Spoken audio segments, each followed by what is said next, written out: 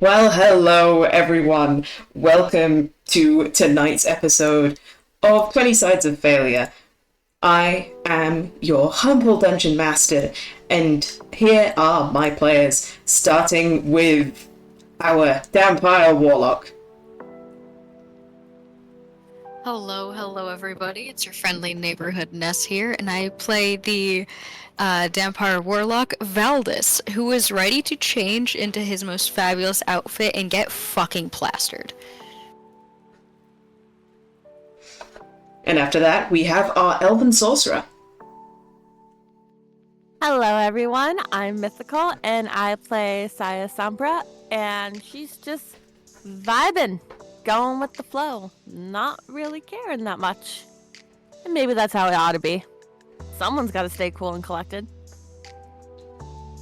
And then we have our Human Druid.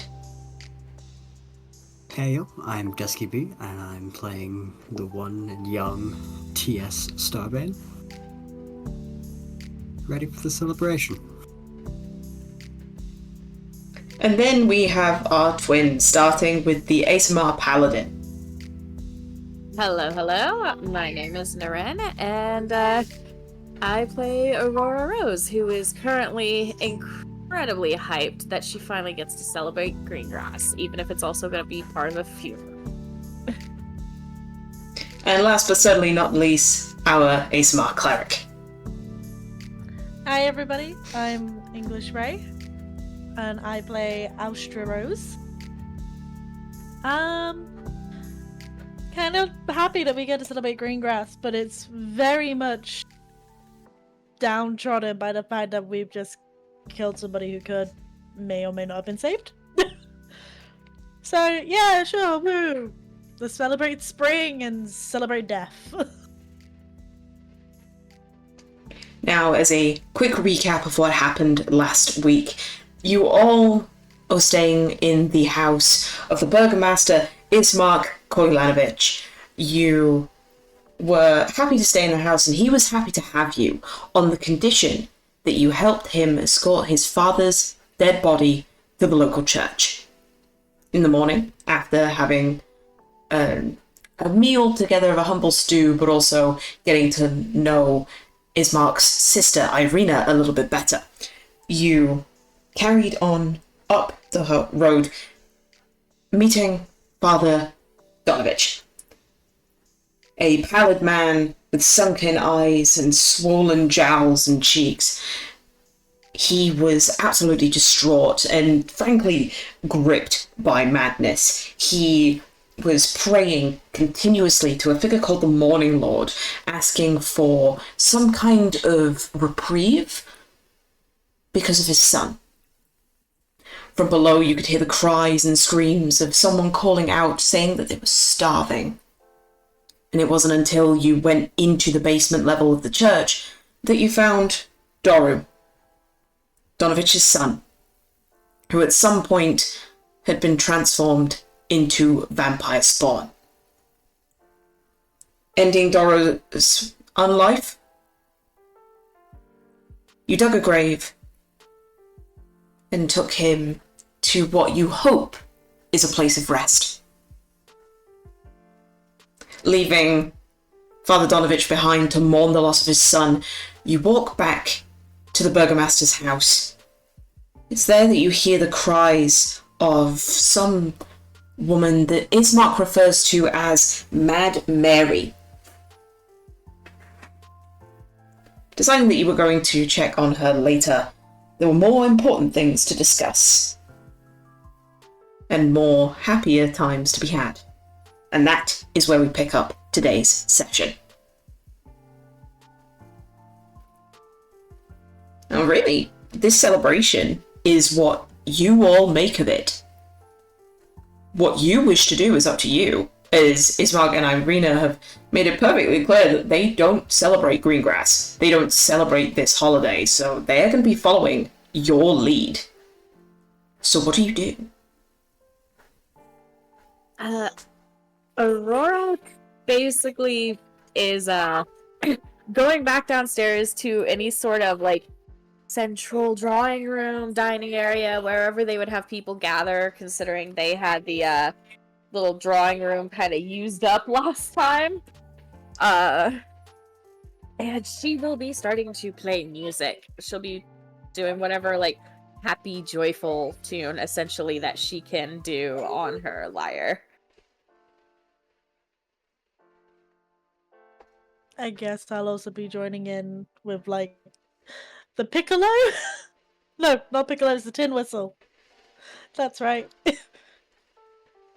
Joining in with the tin whistle, but also at some point we'll probably be picking flowers, teaching people how to make flower crowns, making delicious spring sweet treats in the kitchen with everybody. Because that's kind of stuff you do at Greengrass. And then also, you then put on performances. It's just gonna be like, I don't dance. Sorry. But I know you can.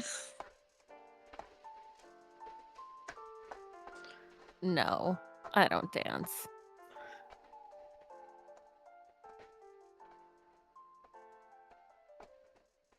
You can try.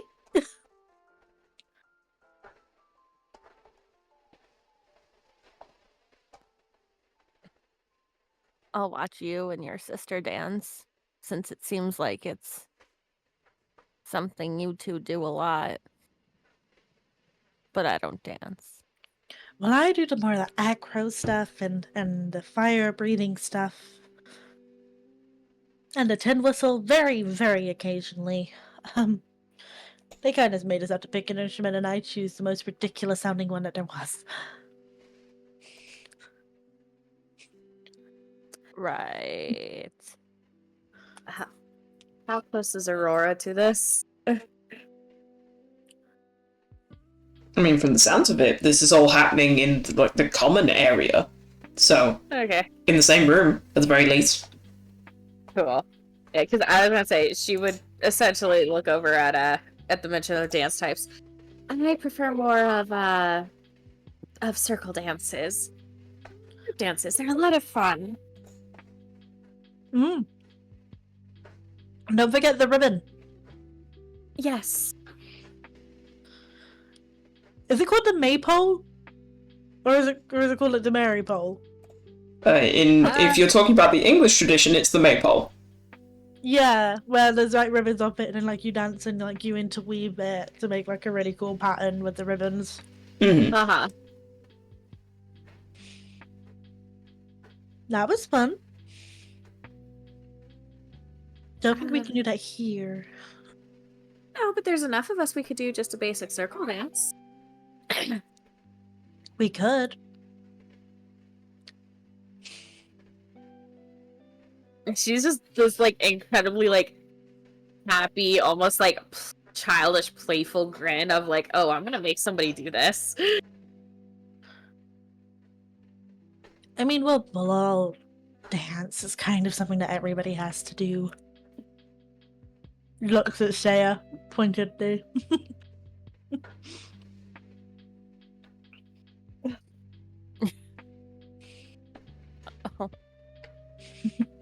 Just goes. She just kind of stands there and she's like, "What?" Everybody's gonna dance. Everybody's gonna make a flower crown, and we're all gonna have fun.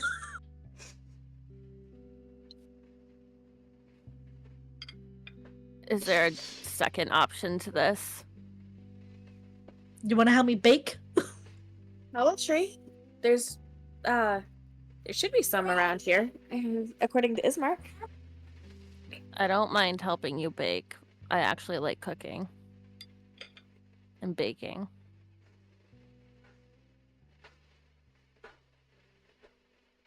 But yeah, good luck trying to get Saya to dance. She's not a social person.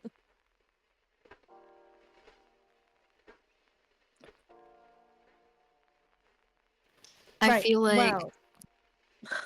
Sorry, go ahead. I feel bad now. You No, go. Alright, fine.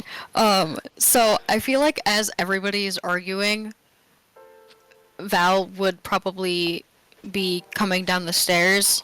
He's definitely taken the longest out of everybody to, like, take a bath and get everything all settled. And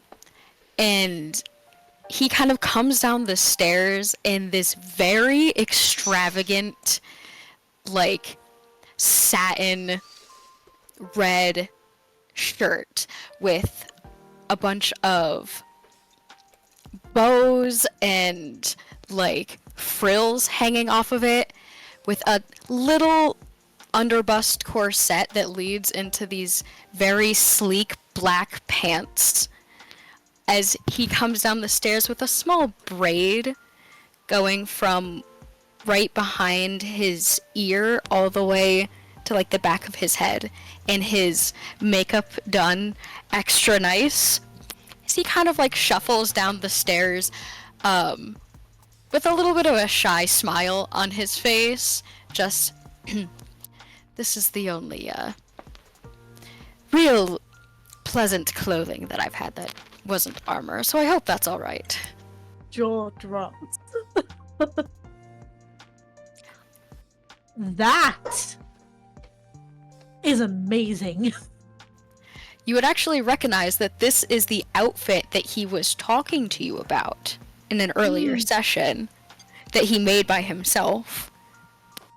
This? Gorgeous. You look like a piece of art. You see his cheeks flush a little bit as he does a very, like, he does a very soft, like, embarrassed smile as he kind of, like, scratches the side of his cheek. Well, thank you. I put a lot of work into this, and I figured everybody's getting dressed up. It's for a celebration, celebrating both life and death. It might be a little bit time to just break it out. Just a little bit of celebration, little bit of happiness here and there.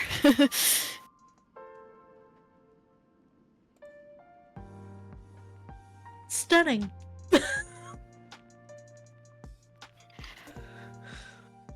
Well, I appreciate that. But I must say, I feel a tad overdressed. I'm sorry.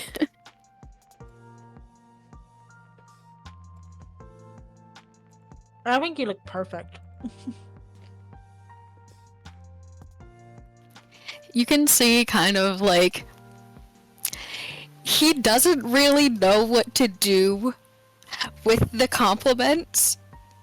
You can just kind of see him like shifting a little bit awkwardly, and just like he kind of claps his hands together. Well, do you need help with setting up anything? I mean, I gotta go bake some cookies, and I also have to bake a lemon cake for TS. Speaking of, where is TS? Does anybody know where he went? Just looks around. Yes, would not be down there. Yep.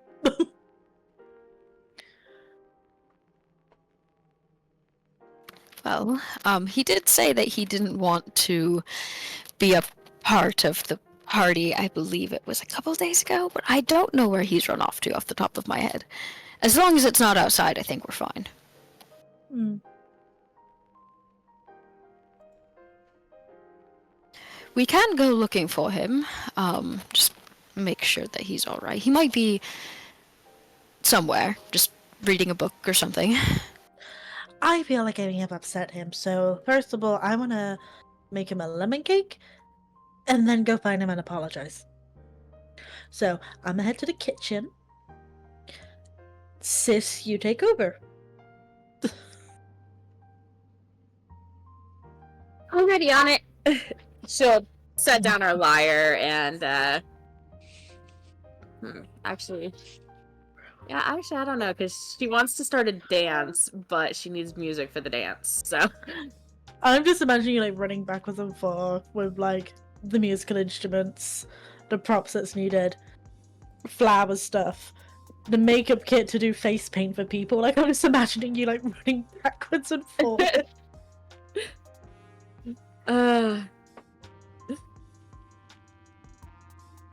Yeah, Aurora's definitely more into the, like, the dance and play music and everything side of the celebration.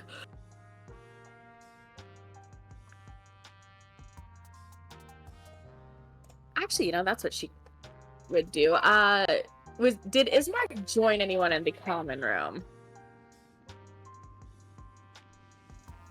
Oh yeah, after going upstairs to, like, essentially get out of the finery that he'd put on and get back into his more everyday, rugged, like, leathers, breeches, like, comfortable boots, he's definitely looking around and kind of, the best way of putting it is, like, he's got this smirk on his face as he's just looking around the house and seeing all of you guys come in with this energy and this life. You're getting the impression that he's just kind of taking in the moment.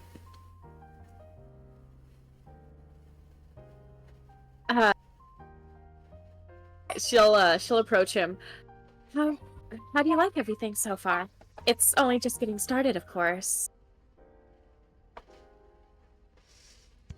It's... To tell you the truth, it's nice.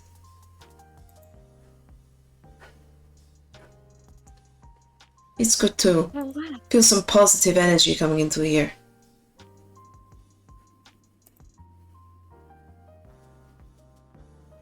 I'm glad you like it so much. Do you have anything I could draw with by chance? Yes, actually. If you'll wait here, I will get it for you. And he disappears upstairs, comes back down later with actually multiple, I guess, creative implements is probably the best way of putting it. Reams of parchment, so you have this medium to do it on, and then there are charcoals. There's also a well-used palette of what, on initial inspection, looks like wax, but then he places down next to it a bowl of just clear water. Like, they're watercolor, like, wax palettes. Ooh. So he has colored paint. Ooh. But then, like, standard charcoals, there's also been, like, a bit shaped like lead. This is essentially like fantasy pencil. He also puts down multiple inkwells of different colors, so he has different colored inks. Okay. She's just gonna look incredibly happy at all of that, just like, this is wonderful, thank you so much. He gives you like a quite a big smile, to be fair. Like, the infectious energy is rubbing off on him a bit. And you can look over, like, looking at Irina, the same is happening with her.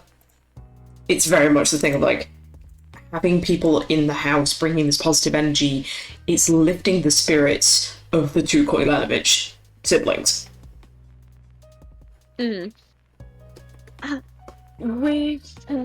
was hoping to do a circle dance later. Would you both care to join us then?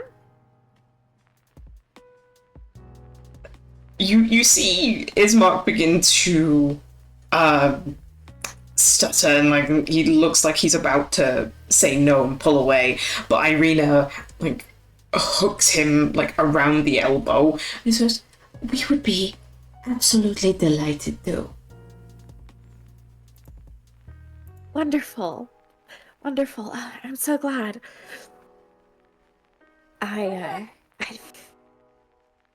They're my favorite kind of dance. It feels more open, allowing everybody to join.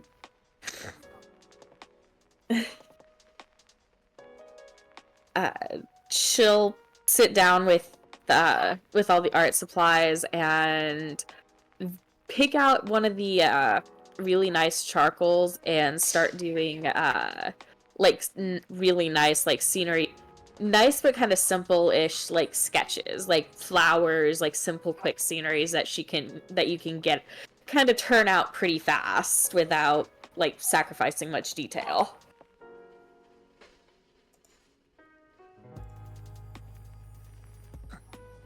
Definitely. Just trying to add as much art as you can. No, that is completely fair. So it's safe to say that Aurora and Alstra are busy setting things up downstairs. Valdis is, I'm assuming, preparing to join them in the common room. Yeah, he's probably like trying to figure out like if there's ribbons, he'll be like putting the ribbons up and like making little bows and tacking them onto the walls and like making everything look pretty. No, that is completely fair. And then Saya is in the kitchen helping Alstra bake. T.S. What are you doing? He is going to do his best to find any book lying around, to find a small nook and just to read. Mm-hmm. It's not going to be part of the celebration. No, that is fair enough.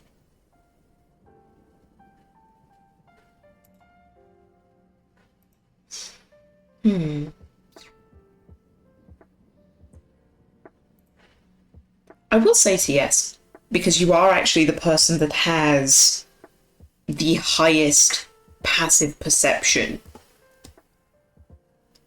As soon as you walked in, no matter where you went, you have noticed that while you've been at the church, Irina has been cleaning.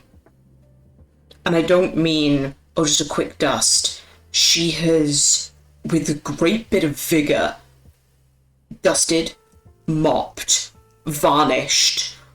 It even looks like in the limited time, because you weren't gone for that long, she's tried to reupholster like some of the pillows and fix like the fraying darning in the furnishings. She has opened up the curtains to try and let in as much light as possible.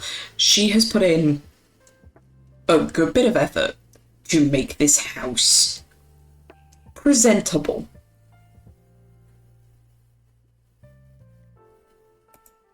Noticing that, I'm going to amend what TS would be doing. He's still going to be avoiding the celebration, but he's just going to be trying to find other areas that can still be cleaned up, spruced up, any rooms that are not boarded up, going into them, also cleaning them up, just to tidy things up, just to try to help out. Mm-hmm.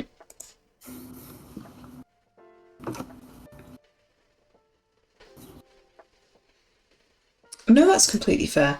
I'm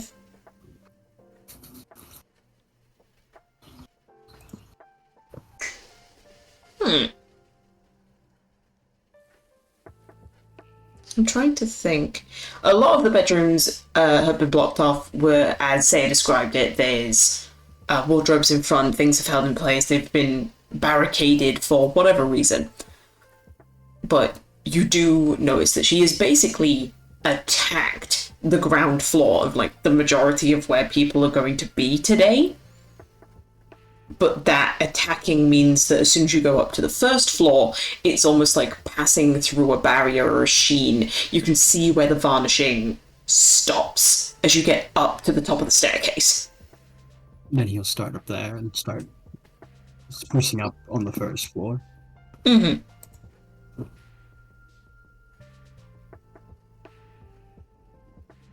He's not going to go into any rooms that are boarded up. Not even going to try, because he's aware that those are probably boarded up for a reason.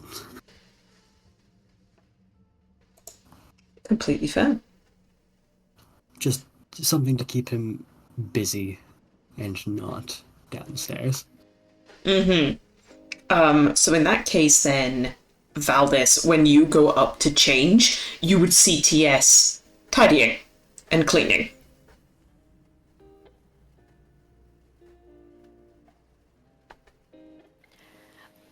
I thought he already came downstairs in his outfit. No, I'm saying Am that, I- like, as a thing of, like, rewinding and, like, time correction. Oh, Yes, Valdis is I downstairs, but when you first went up, you see TS cleaning. Because this all happens, like, at the Gotcha. beginning. okay, cool. Val would kind of like raise a little bit of an eyebrow and just like, are you quite all right? Yes.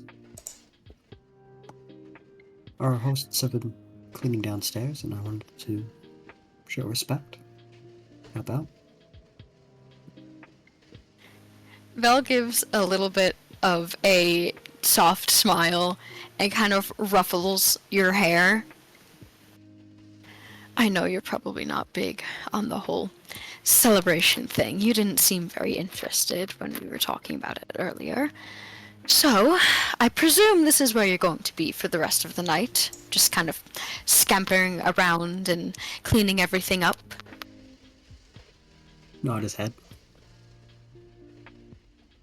Well, if you ever get hungry, if you ever want anything to eat, don't be afraid to come downstairs and sneak around for a bit.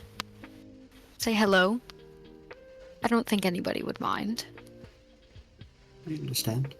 If you ever need a break, and I hope I'll be able to get to some of the rooms first.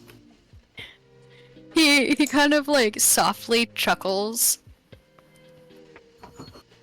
See, this is why I like you. You're that very thoughtful. And just kind of like ruffles your hair again. Well, I am going to be in our room for about 30 minutes. So, if you need anything from me, come find me. Enjoy your, cleaning extravaganza.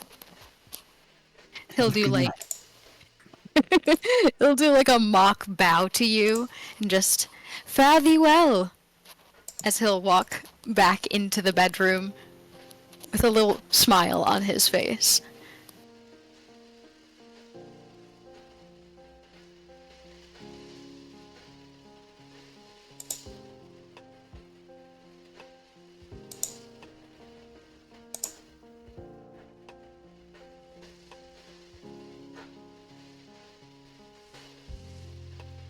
Yes, he's just gonna have a small smirk on his face from the say dramatics of Valdis, and get back to helping tidying.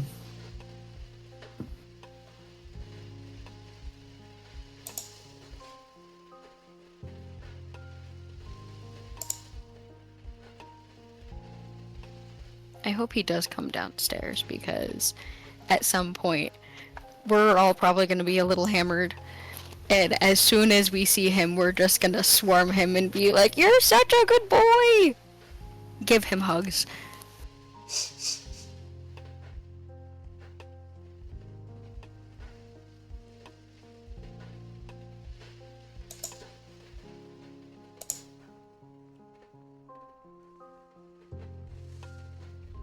But rolling back forward in time, TS, even though you have fully finished cleaning all the respective rooms, and you can hear people talking, music playing,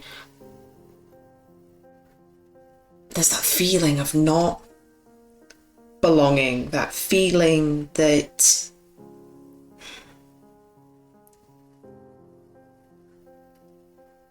you don't want to join in the celebration downstairs.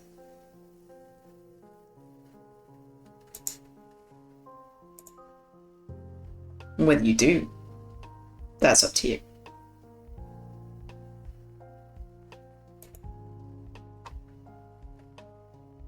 While cleaning, is there a noted area that just a secluded area. So, point where he wouldn't be able to, or it's most muffled from the from the noises downstairs. In fairness, once you get up to your shared bedroom, that's probably the best bet that you've got. Let's stay up there, and if able to find a book, just try to keep himself occupied.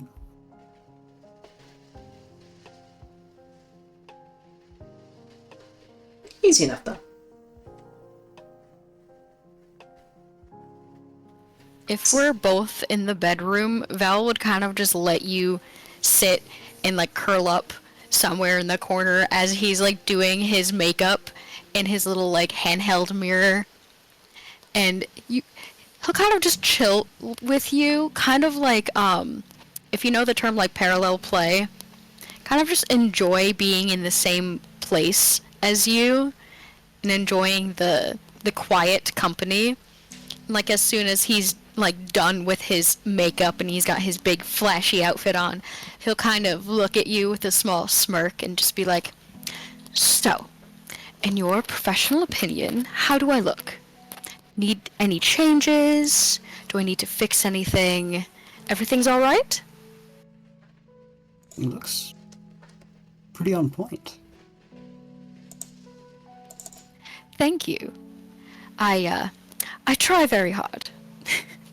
I'm glad you like it. And he'll do like a little like spin as he just like holds his arms out to show you how big the sleeves are. Give a polite golf club spin. He'll like smile and do a couple of bows and just, well, you know where to find me if you need me. I will be downstairs helping everybody get ready. Are you sure you're going to be alright? Very much so. Alrighty then. Well, have a good rest of your night. I will probably see you eventually.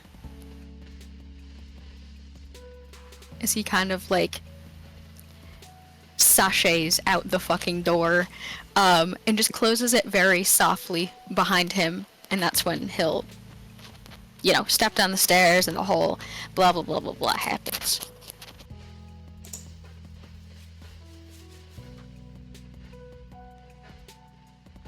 Easy enough done.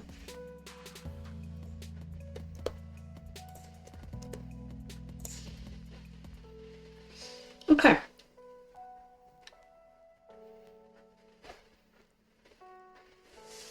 What's the best way of doing this?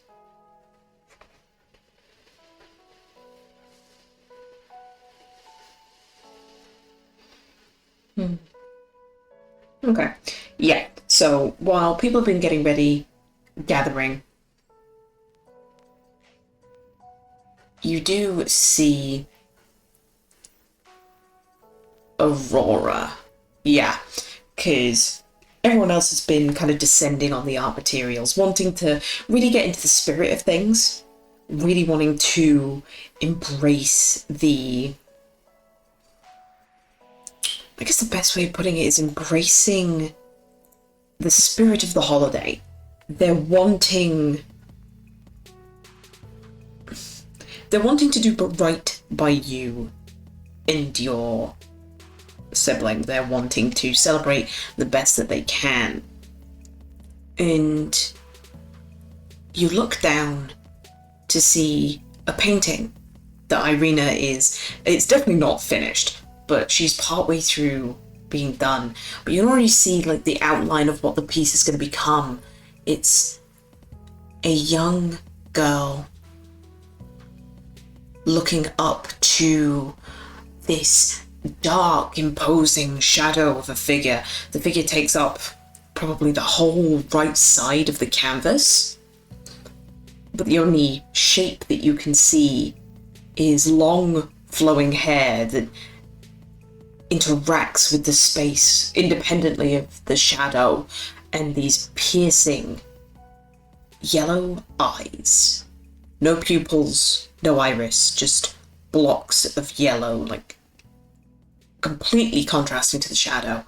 And this young woman standing with an arm outstretched as if to make the creature halt and pause as she stands.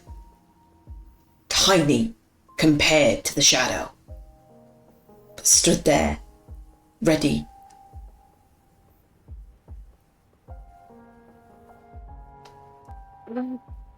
That's very beautiful in a somewhat foreboding way, but your talent is incredible.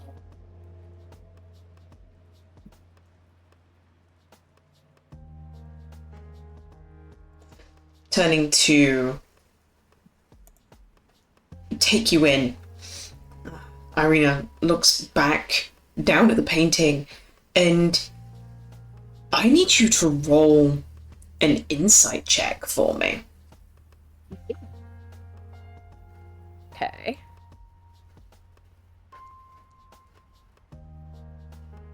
So it's going to be one of those nights. Apparently.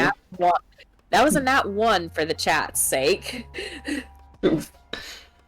No, you see something flick across her face, but it's gone before you can pick it up.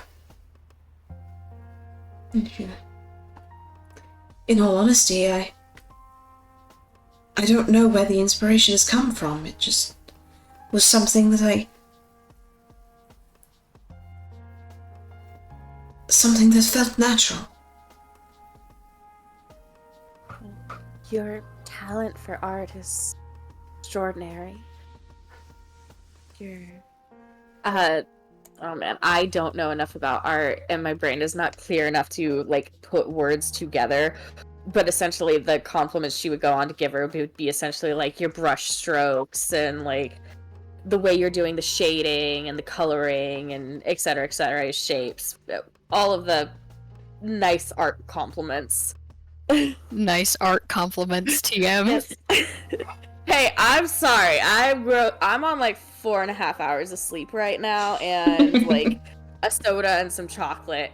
My brain is lucky to be doing words at all right now. I feel that. You're good.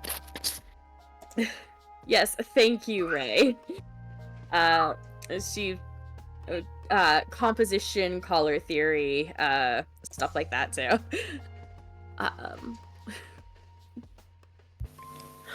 I was just trying to be discreet and send it to you privately, being like, here's some buzzwords.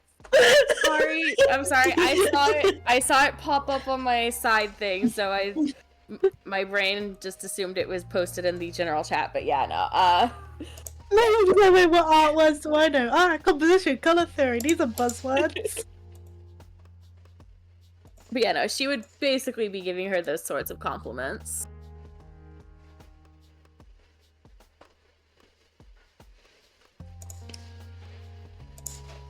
No, that's completely fair. And she does look down quite bashfully at the piece in front of her. It's not finished. And so the last thing she says, looking at you, is, I'm going to keep working on it, but I want it to be more hopeful.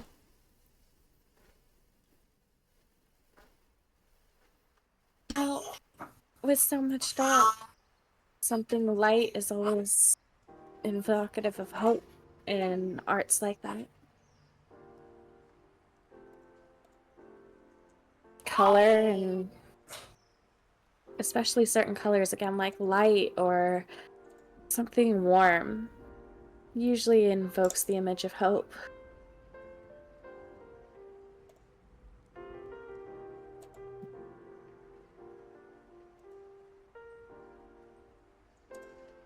It's truly, truly a beautiful piece, and I can still see how much is still left on it, but what I can see now is beautiful.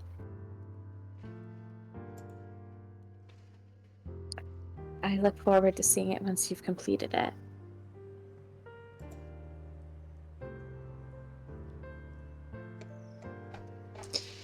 There is a smile as she very happily takes the compliments and doesn't necessarily know what to do with the compliments, but hey, she'll happily take them as she turns to essentially continue.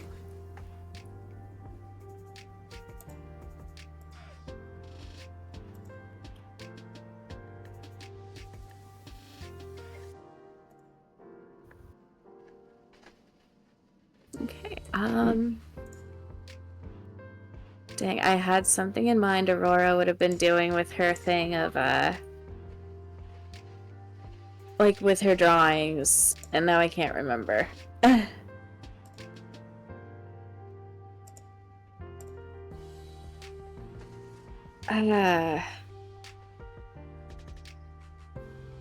Oh, that's what it was. Once she finishes the sketch that she's working on at that point in time, she's going to sit back just a little bit from Irina and basically start doing a sketch of, essentially a sketch of Irina working on her painting. She's not going to include like what the painting actually is. She's going to leave the canvas part blank and everything to not infringe on what Irina is working on. But it's one of those things of like, this is a beautiful moment and I want to capture it.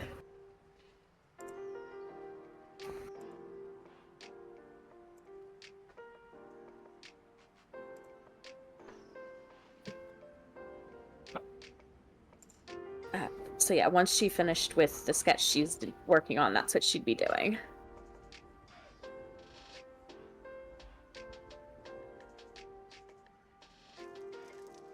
No, completely fair. So I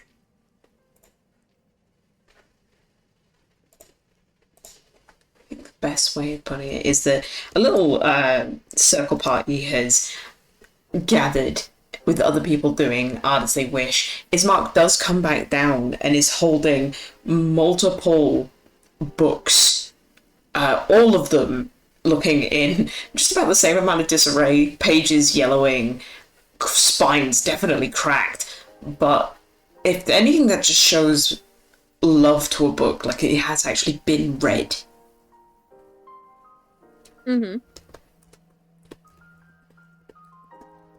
But he places them down, like, on the equivalency of what would be a coffee table, and just lays them out, like, if people wish to read poetry, this is what we've got. Fair enough. Aurora will make note of that for later, between, doing the glances at Irina for her sketch and everything. Just like, okay, poetry there, back to sketch. Completely fair. Yeah, she, in addition to wanting to capture the moment with Irina, she also wants to kind of, like, surprise her with it. Just, like, the thing of, like, show her the beauty that she sees in the everyday type thing. Mm-hmm. And seeing quite a few people gathering around and, like, creating artwork, Ismark will, with a bit of a sly smile, and just leave you all to it and leave the room to do something by himself. Of course he would. I was gonna say, he's not gonna try and essentially photobomb his sister, is he? Because that would be kind of hilarious. I know, impossible to do, just about, but it would be kind of funny.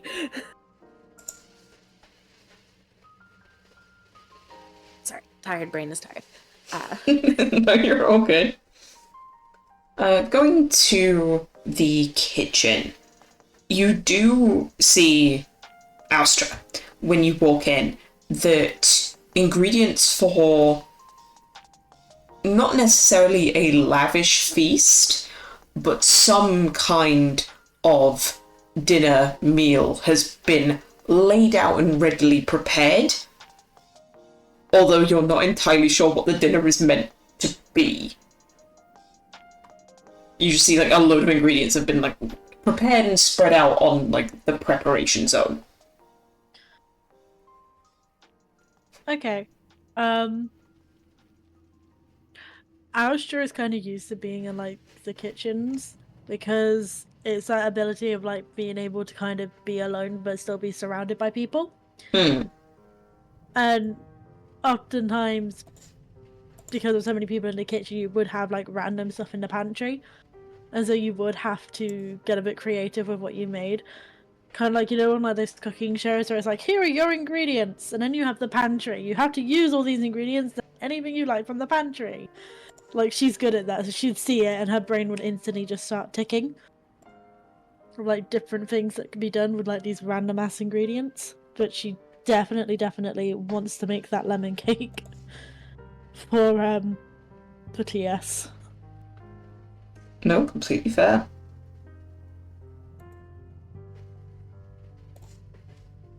So what I will say is that you get in there and get to baking, and after a little while, it's Ismark that comes into the kitchen.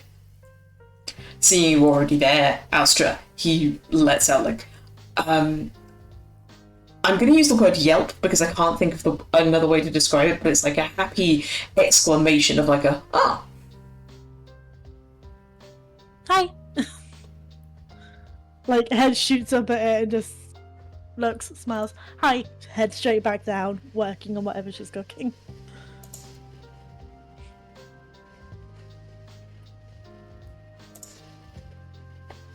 With a little bit of a chuckle. Sleeping, are you? Not necessarily, but I was going to make dinner. Oh, what were you gonna make? I was going to make this. And he takes out what looks like one of those old-fashioned, like, massive tomes. Like, the book has been bound in leather, but there's also, like, iron straps around the spine, keeping it together. This is a book that has been well loved and passed down. Oh, yeah. And as you open it up, you see that it's some kind of handwritten recipe book where anyone can add to it. There are still pages at the back that haven't had any writing put in it, but it is recipe after home-loved meal, desserts, pudding, starters. There's even, like, as he's flipping through, you see, like, the recipe for a banquet, and each meal, like, written down individually, like, this is how you prepare this, then this, then this, and it all comes together to make a banquet for 15 people. I would love for it to be really ironic that if that Austra gets like 3 of those dishes correct. Oh, that one, and that one, and that one. Trying to merge those ingredients together to make this.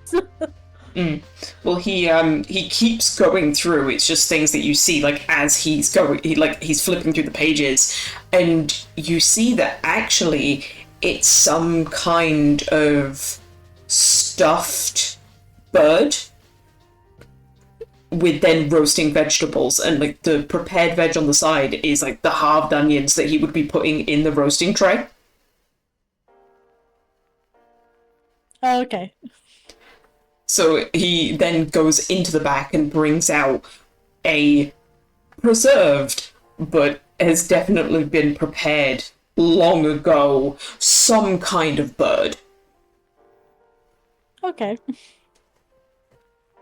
And he puts it on the table and goes, do not tell Irina this, but she should never be allowed in the kitchen. Oh? It is me that shall be cooking your dinner tonight. And he immediately, like, washes his hands and gives you a look of, like, you know when someone is in a space that they are comfortable in? And Ismark right now is radiating the confidence of, like, he is the chef of the house. Okay, well, if you're gonna make dinner, I will make all the desserts. That sounds like a plan. Feel free to look through the book, or if you have a recipe of your own, you are more than welcome to it. It's a lemon cake. Oh, And then I'm also gonna do cookies. And I'm gonna do a different kind of cake. And I'm gonna pipe on it. I make really, really cool buttercream roses. Provided we have the ingredients.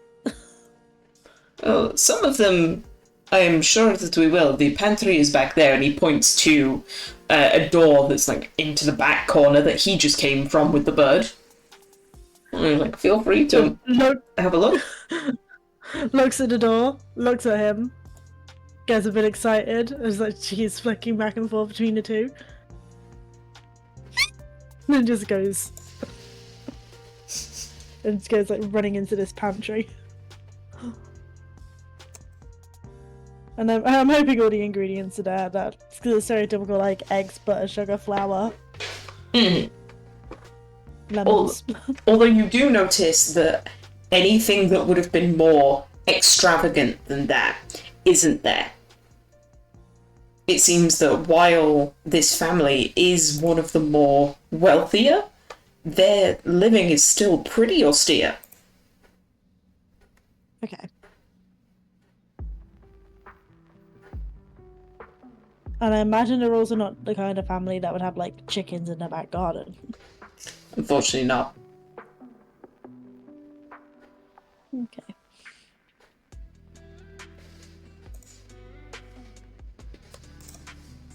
Okay.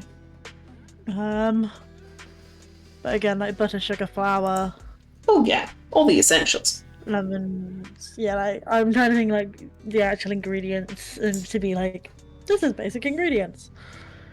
Obviously just like the difference between like granulated sugar and caster sugar, and then also icing sugar. But I'm assuming there's a pestle and mortar there, so she'd like crush that into the powder to like put the icing on top of like the cookies and stuff. I was going to say, yes, they only have granulated sugar, but it's easy enough to grind it further down if you're wanting to make something a little finer. Yeah. Like she's being a little fancy with it, but it's fine. It's fun. It's gonna be delicious. Would like bake all that stuff, and as soon as like the lemon cake is ready, takes it out, puts it nicely on a plate, and then wants to go and find TS. Okay. Saya has been with you and Ismark the entire time. I think it's safe to say, Saya, that you've been kind of bouncing between the two. Like, you'll help Austra for a little bit with cake preparations and then move over to help Ismark preparing dinner, which he is more than happy to accept the help. Right. If anything, he even doesn't instruct you.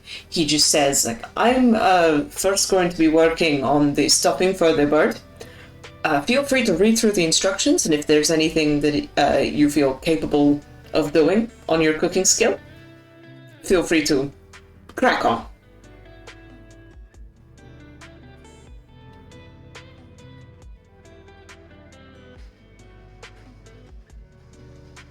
And to be fair, reading through the recipe, it's not anything hard. It's not something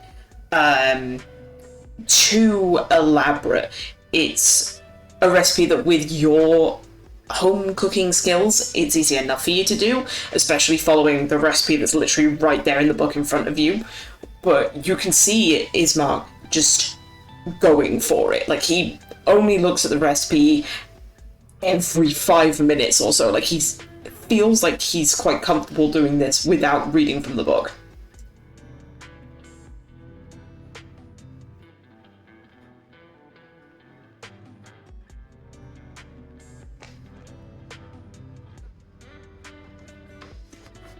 Is there anything that you specifically wish to do, Saya?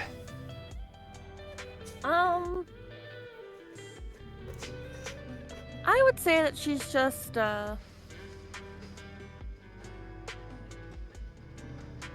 would say if Austra were to, like, really look at... I'm sorry, I'm distracted. My cat just ate a spider. No. Good Sorry. kitty. Well done. Fine.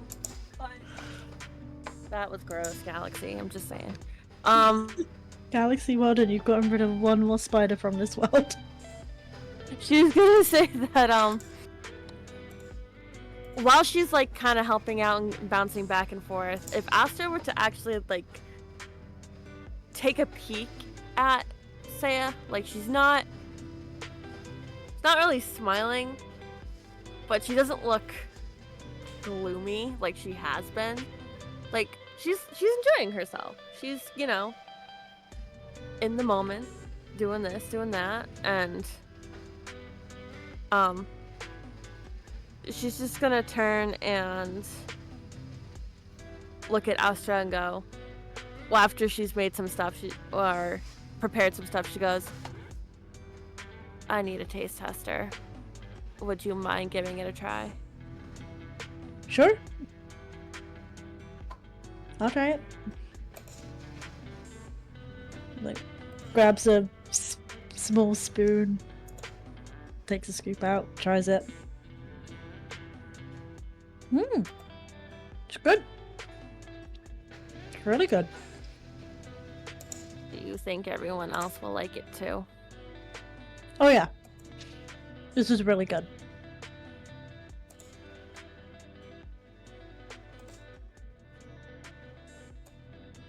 Hey, have you ever piped roses onto anything? Cannot say I have. Do you want to learn? Sure. Austra would show you how to, like, make piped roses. Did Saya would take notes and learn from her. Oh god, how to describe? Okay, I'm assuming obviously in this place there's like some kind of icing bag. No, actually, the closest that you find is like cooking parchment. That is actually fine. Or you know, like those muslins that you use to like strain like the butter out of the milk. If you use the parchment paper, you can make a pipette out of it. And just cut the done it a corner few off times. and use it to pipe still. Yeah, but that's better for chocolate than it is for icing. Okay,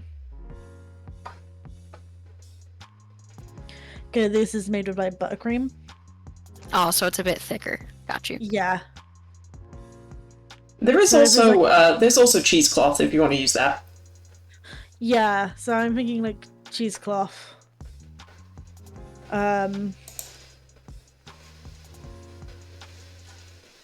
In using that, like putting the icing in it and like rolling it up. And then showing you like how to cut it in just the way so that it looks like petals when you pipe it. And just you start from in the center and then you work your way out. Otherwise it's gonna get messy. You try to work your way out to in. And like just like a blob in the middle and then just like a bit of an arch twist, bit of an arch twist. And you're basically I don't know how to like verbally describe this, but basically you're doing an upside down U as you kind of like move the cake slightly to make the petals, and you obviously do them bigger as you get more outside of the center. To the edges, that's the word, the edges. And that's how you pipe roses onto a cake with buttercream.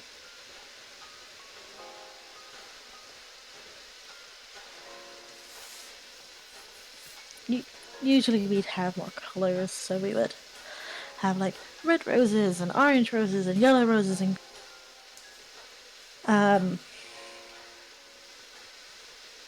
I think white's just fine.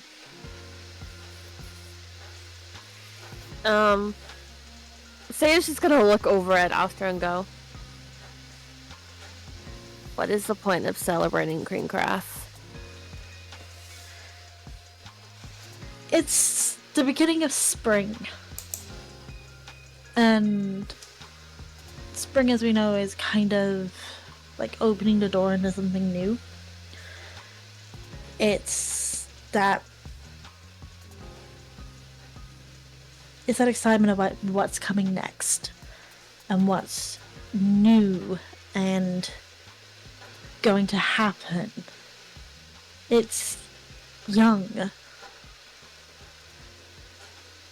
And spring is when life and light kind of returns to the world. You know, from, first of all being in like winter, where it's, still beautiful with the snow and stuff, but it's dark and it's a bit dreary and everybody's like a bit sad. Spring brings hope. Spring is a patch of light at the end of the dark. Saya's just kind of slowly nodding while listening to her. I like your description of it. It sounds nice. I really wish you could see it, how we actually celebrated it. It was actually one thing that was really, really pretty. We'd have face painters and musicians and dancers and singers and people doing face paint, and honest, the food sometimes really did look like works of art. And it was just something that brought everybody together. Because at Winter Reel, you kind of survive, not thrive in winter, because there's not a lot out there. And obviously, like, the plants aren't growing as much, although there are some.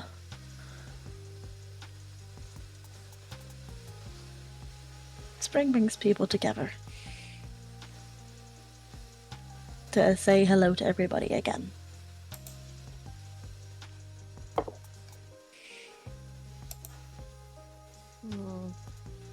I see. Interesting.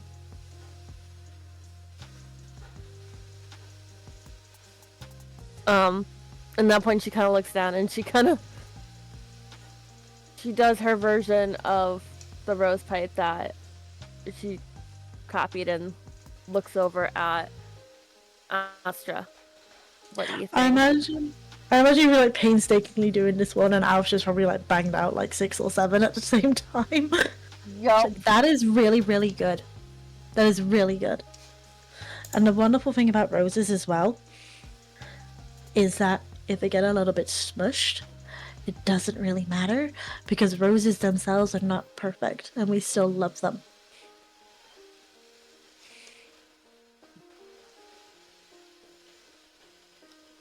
Roll for me, Saya, just a general dexterity check.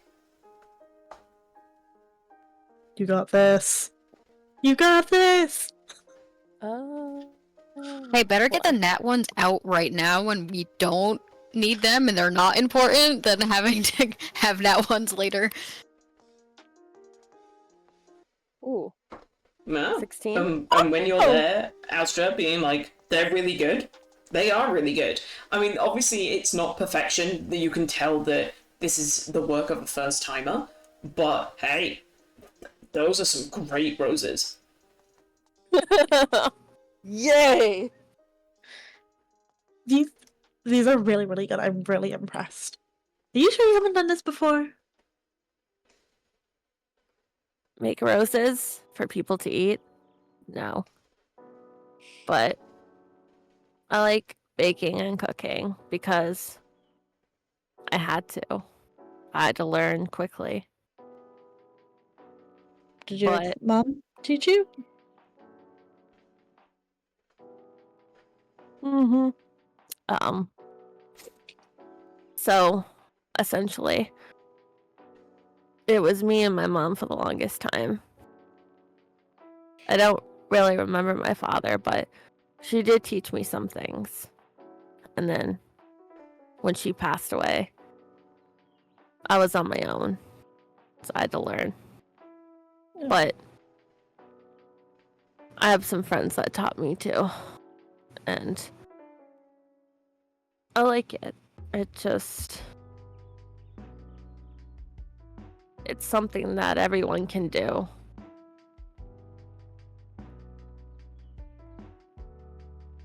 And honestly, she doesn't know how to express it, but she's just like, I like it, I can do this, but that's about as deep as it gets for her. In a way, it's almost kind of like she's still there with you when you cook.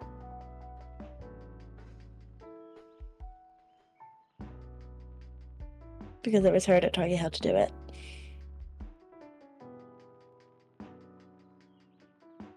I think she would have loved being here to see that you can make roses out of this. I think it would have been good. Well, I think she'd be really proud of your roses.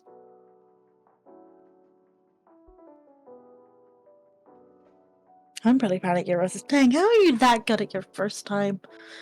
Should have seen mine. They were just like swirly.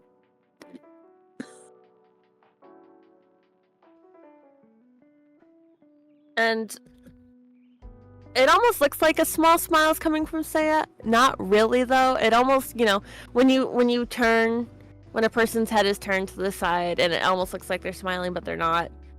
That's what she does. Like a smirky smile. Not even that. Like, her lips don't form into it. But, like, it's like almost a like quirk that. of the side of your lip. Like that type of smile. Okay. Yeah. The word quack, not a Like- smirk. Like, it's not there. It's not there, per se. But, it's like when you watch like an animated thing, and the way the person's has like a side smile or something. I don't know. Ah, okay. It's not there, but it looks it. It's a glimpse. It's a pretty much. It's a small glimpse. She just smiles And- to herself a little bit, knowing that like she's made you smile a little bit. She looks at Astra and goes, "So how many of these are we making?" Well, there's 7 of us in the house.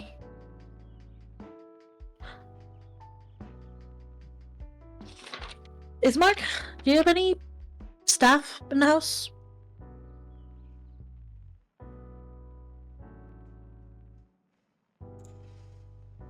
It takes Ismark a moment to realize that you're kind of talking to him, but as soon as he does, he kind of like, quirks his head up, quickly looking at you. He's like, "Huh? Oh no. Now that my father has passed, it is just me and Irina." Okay, there's 7 of us, so maybe 14, 2 each.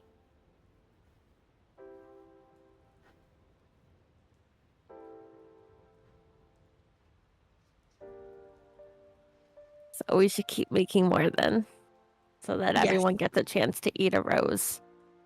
Yes.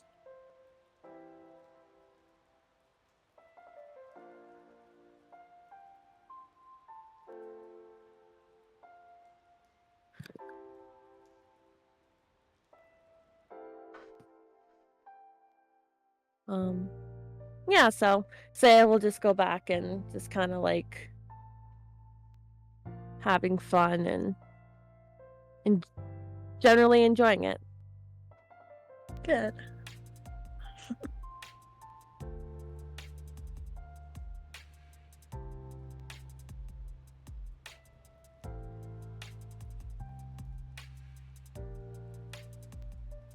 But yeah.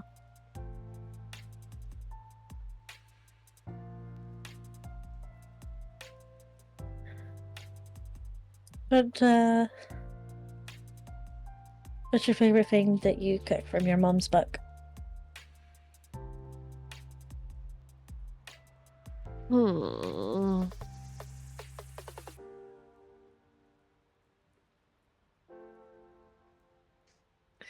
So sometimes Mom and I, we would just go out and hunt whatever we could find. Even if it was just a chicken, a rabbit, little woodland creatures. Didn't matter. But she'd make a stew out of all of it. And the meat was so soft that when you put it into your mouth to eat, it's like it melted. Like you didn't have to chew anything. And it tasted so good. That does sound really good. And she paired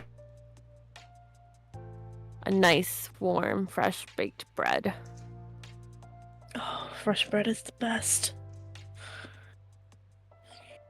with the coldest, clearest water that we could find. It was a good filling up, and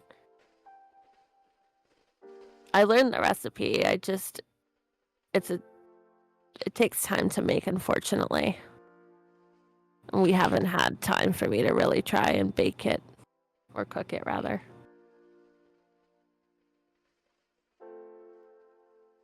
But she said one thing. She said, a happy tummy keeps the baddies away. She was always kind of quirky about that. I think what she meant was, as long as you had a full stomach, nobody could be grouchy because you were well fed and you were full. I like that.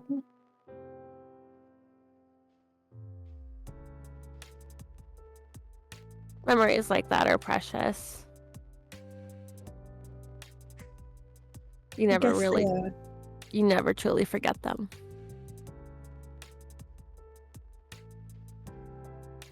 Mm. And I don't have memories like that.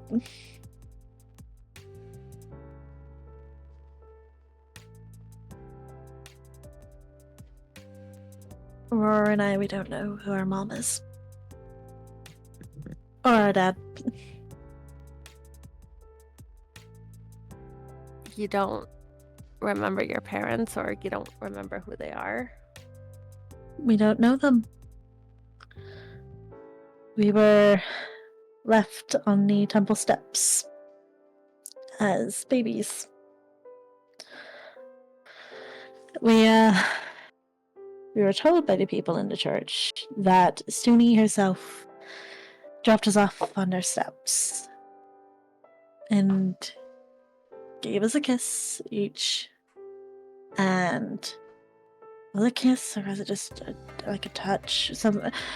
There were a kiss or a touch, and that's where we got our birthmarks. So mine's here, and she puts her hand over her heart, and actually you can see some of it peeking up over the top of her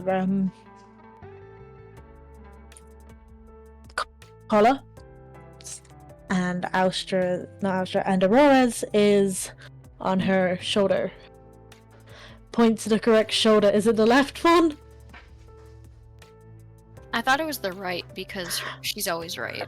I was thinking that as well, and now I can't remember. But I know the right is with the eyes. Aurora's is on her right shoulder. It's on your right shoulder. Okay. Yes. So mine's over my heart. Aurora's is on her right shoulder. Because I'm always right. Because she's always right. And we were raised by the temple. And I like to say that we are the literal definition of it takes a village. So, no, Aurora and I did not have and do not have a mother and a father. But we do have a family. How did you decide just to know who you worship? Well, we grew up in a temple of Sune. They raised us on her ideals. I mean, she's blessed us. I'm a cleric of hers, and my sister is a paladin of hers.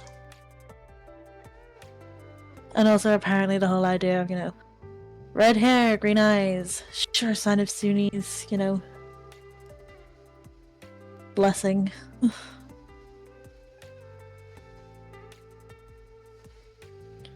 And also of us being, Azamars. So.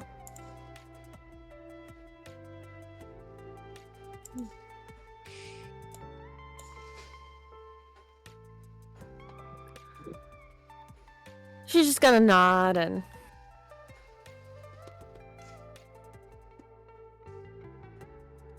she just kind of goes, well, whoever they are, wherever they are. I mean, I'm for all we sure know, Sune could even be our highly unlikely, but also wouldn't put it past her.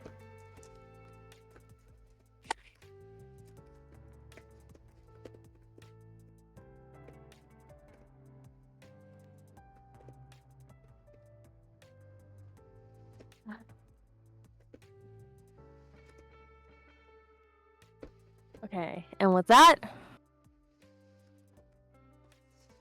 Saya's just gonna keep going and keep making it. I have to step away. I'll be right back. Okay.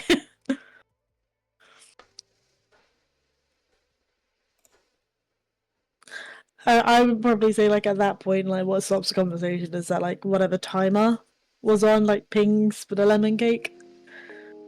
And Alsha would leave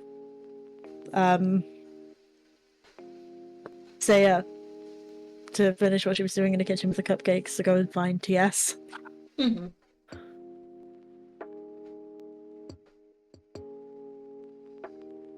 In fairness, it doesn't take you long, Astra.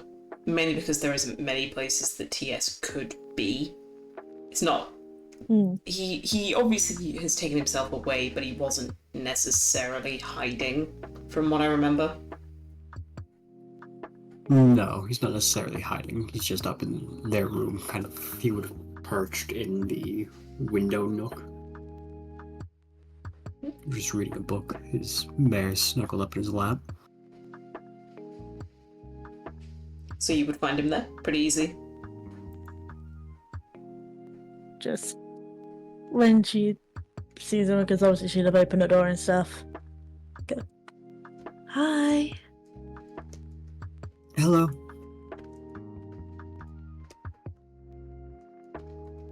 I baked you a cake to say sorry.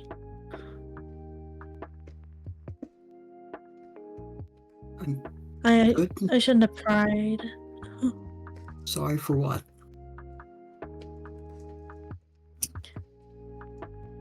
I asked you to write your family and you walked away. I shouldn't have pried. I'm really sorry. I said it was alright, and I also said if I didn't want to answer the question, I wouldn't. I know, it's just I thought because you left it, you might have been upset. And as she's saying is that she's very, like, carefully, like, getting closer to you. So, like, she's basically kind of, like, very slowly taking, like, this, making her way over to you because she doesn't want you to get, like, upset, or she doesn't want to upset you, and she's, like, trying to gauge how this is going. It seemed to be uncomfortable that you're there. He seems to be rather focused on his book. Go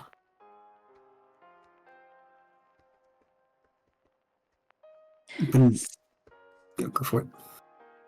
No, you carry on. He's not against you being in the room.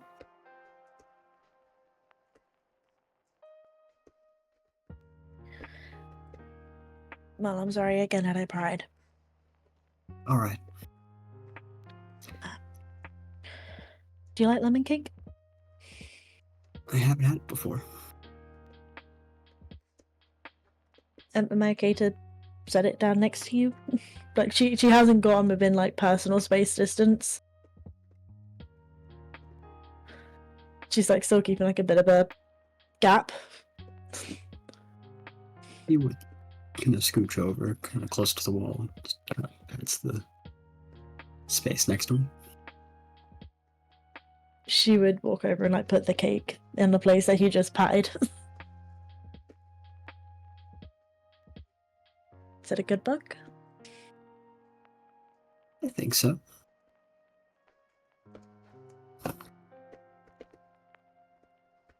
Pretty bland, but I wasn't necessarily trying to find a good book. Just something to read.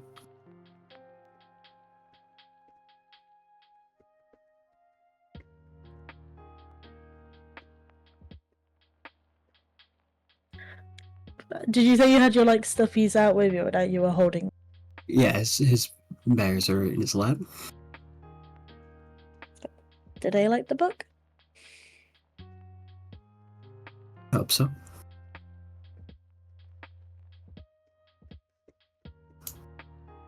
So wait, is TS in the kitchen with everyone now, or what happened? No, because you had to go. I basically said, "Oh, at that point, then like the conversation would cut off because the Yes. time of the lemon cake would ping." So Asha would leave you to do like the cupcakes while she went up to TS. Sounds okay. Sounds good. Just making sure. I'm sorry. I'm sorry about that. No, it's absolutely fine.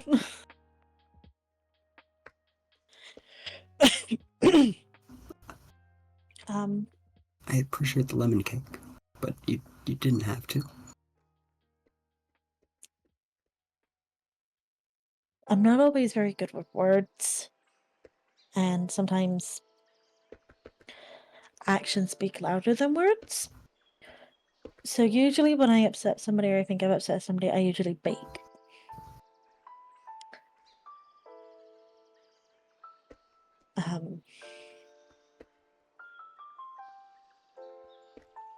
There are also cupcakes downstairs if you want them. You don't have to come downstairs to join in if you don't want to. It's clear that you don't want to. And those reasons are your own. But yeah, if you want some cupcakes to down there, or if you want me to bring them up, I will. Everybody has 2. I'm good. I appreciate it though. Okay. If I could have a lemon cake up here. Okay. Is Mark's also making like some dinner? So if you get a bit tired of the sweet stuff, there is something savory down there as well.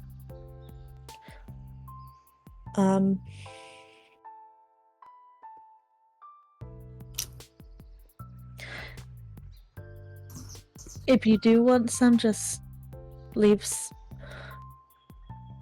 a pillow at the top of the stairs and I'll keep a lookout. So if you do want a savory and you don't want to come down, I can get it for you.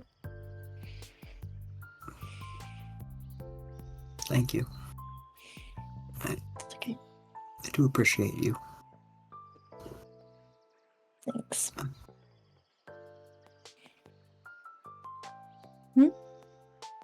Nothing. Mm-mm. Okay. I'll leave you to your book.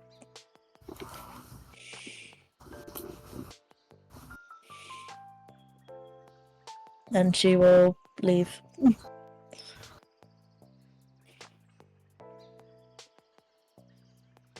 She'll actually probably go downstairs and like get some water and then probably like make some tea as well. And then take those back upstairs and just knock on the door lightly and just leave them outside the door.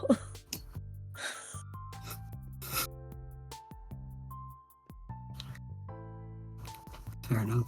TS will acquire the tea and water.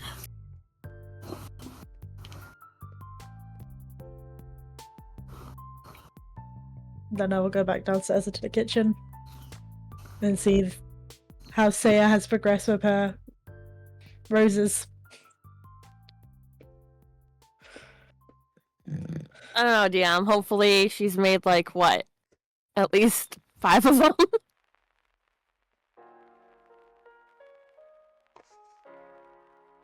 I think that would be all of them then. Like that, like all the baking of the sweet stuff definitely. is essentially done now. Yeah, all of the sweet stuff is done. The only thing that is taking a little bit longer is the roast bird. That's gonna take a little while. And now that the cake's out, Ismark has like taken the little stove space that you do have, and is there like, okay, the bird is away. Bird is on top of the fire.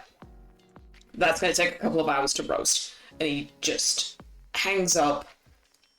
I was about to say he hangs up his apron, but he didn't put on an apron to begin with. Proper little housewife takes off his apron, and just kind of smiles to the two of you. You're like, all right. I believe someone promised me a dance. And he Wrong cracks twin! in- She's in there! And once again, Say's just gonna point out, I don't dance.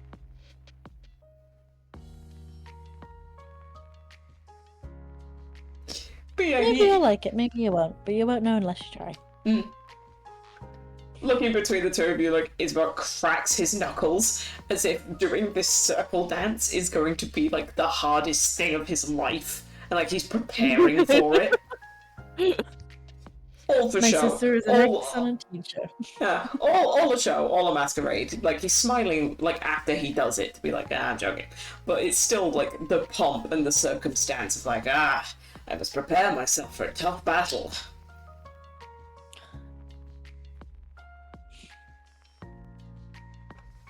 But he does make his way in, and with Valdis, Astra, and Irina, I'd say that any art that you were doing by this point is either done, or if you were doing like a slightly larger piece, is getting to the end of being done.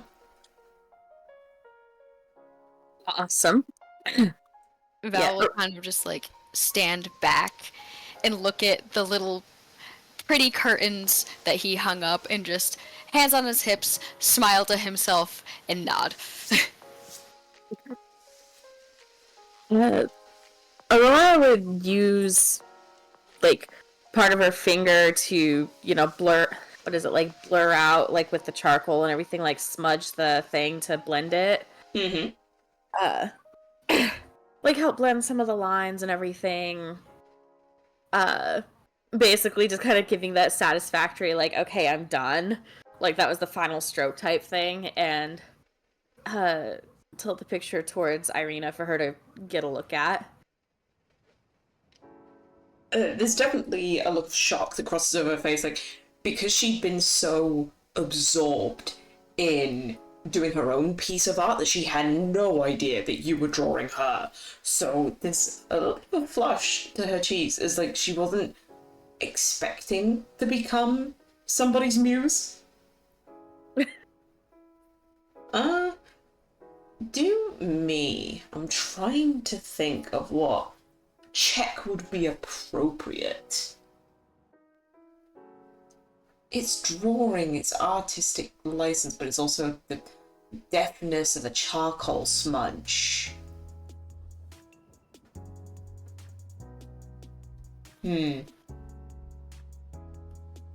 Probably Dex, if I had to say anything. Yeah. If we're talking about But then the it's skill of an creativity, artist. so then it's performance.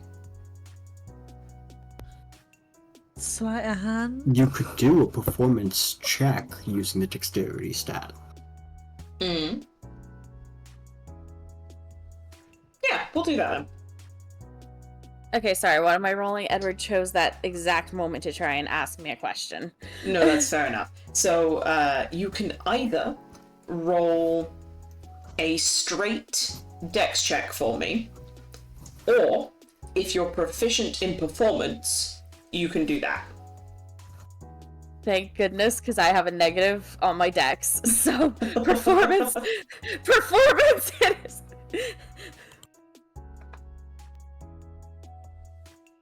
Hey, yo! The portrait that you've done of Irina is uncanny. You've managed to capture the darkness of her skin tone, but then the contrasting darkness of her hair and how the two tones have blended together.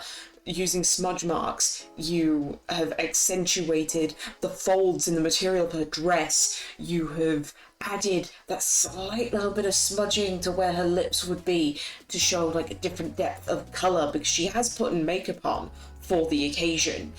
Her face has this perfect mix of concentration, but almost like a dream-like serenity as she's fully focused on doing this piece of art. You have captured Irina to a point of like beautiful completion. It's that mix of you've captured the outside but also captured the inner thought. Mm-hmm. And immediately Irina is like, oh no, I must... Ismark, we must have this. It's yours. A gift. I wanted to show the beauty of the everyday that I see around me. And you working on your art is a true thing of beauty. She gives like a sad smile as she puts her hand to her bosom, just smiling at just the simple act of kindness seems to have moved her like almost to tears. It makes you wonder what the people in town have been doing, if this is all it took to make her beam with smileness apparently. To make her beam with smileness. To make her beam with a smile that lights up the room. Yeah, she'll remove the picture from, like, if it's part of one of those like books or something, like a sketchbook, she'll remove the picture from the sketchbook and hand it to her. I'd say yeah, because I said that Ismark would be coming in from the kitchen to prepare for the dance. He does look over at the artwork and immediately he's just, oh Aurora, this is beautiful. Thank you. As I just told your sister, I wanted to capture the beauty of the everyday that I see all around me, and your sister was a thing of true beauty as it was painting. It was something I wanted to capture. Alright. And with that, you have won me. And he holds out his hand as if like a, shall we dance, my lady? Oh, that's cute. Yeah, she'll take his hand, she'll like return just this like great big smile, like this happy like thing, kind of playing along with the gesture, just, I thought you'd never ask. As she stands to join him to dance.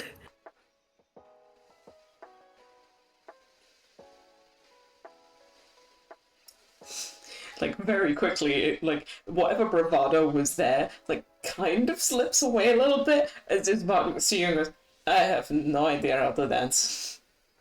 I love this man with my whole heart. Oh, so do I. Oh man, he's great.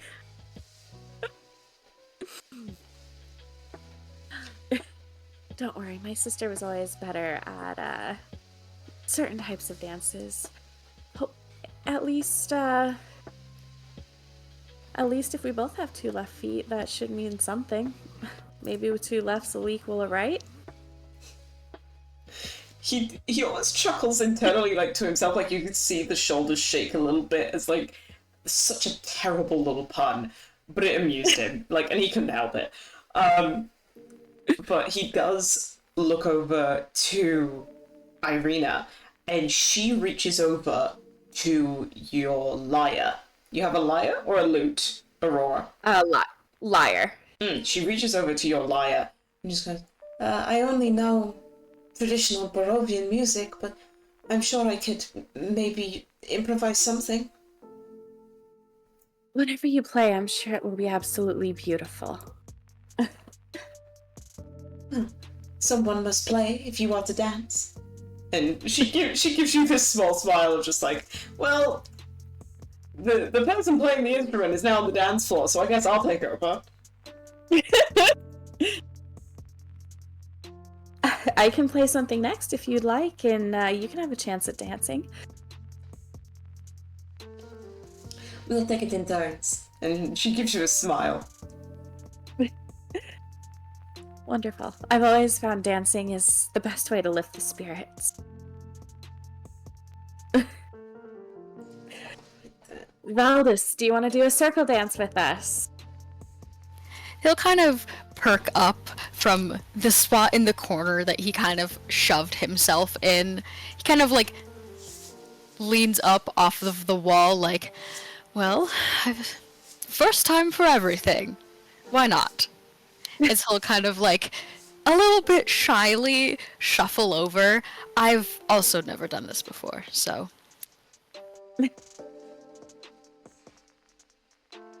Well, 3 pairs of left feet can't be that bad. I just hope I don't step on either of you. My boots are quite heavy.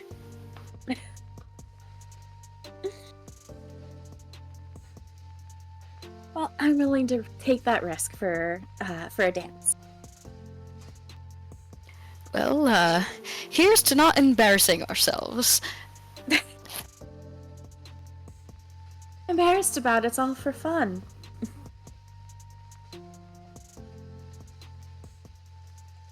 I mean, I guess that is true.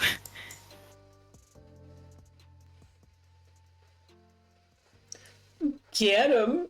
Okay, Irina doesn't actually have a character sheet, so I rolled a performance check and she got an 18. I'll take Hey, it. yo! Woo! Way to go, Irina! So she begins to play, and although the song starts off quite mournful, actually, and sorrowful, you can see Irina channeling maybe a little bit of her grief into the song that's being played.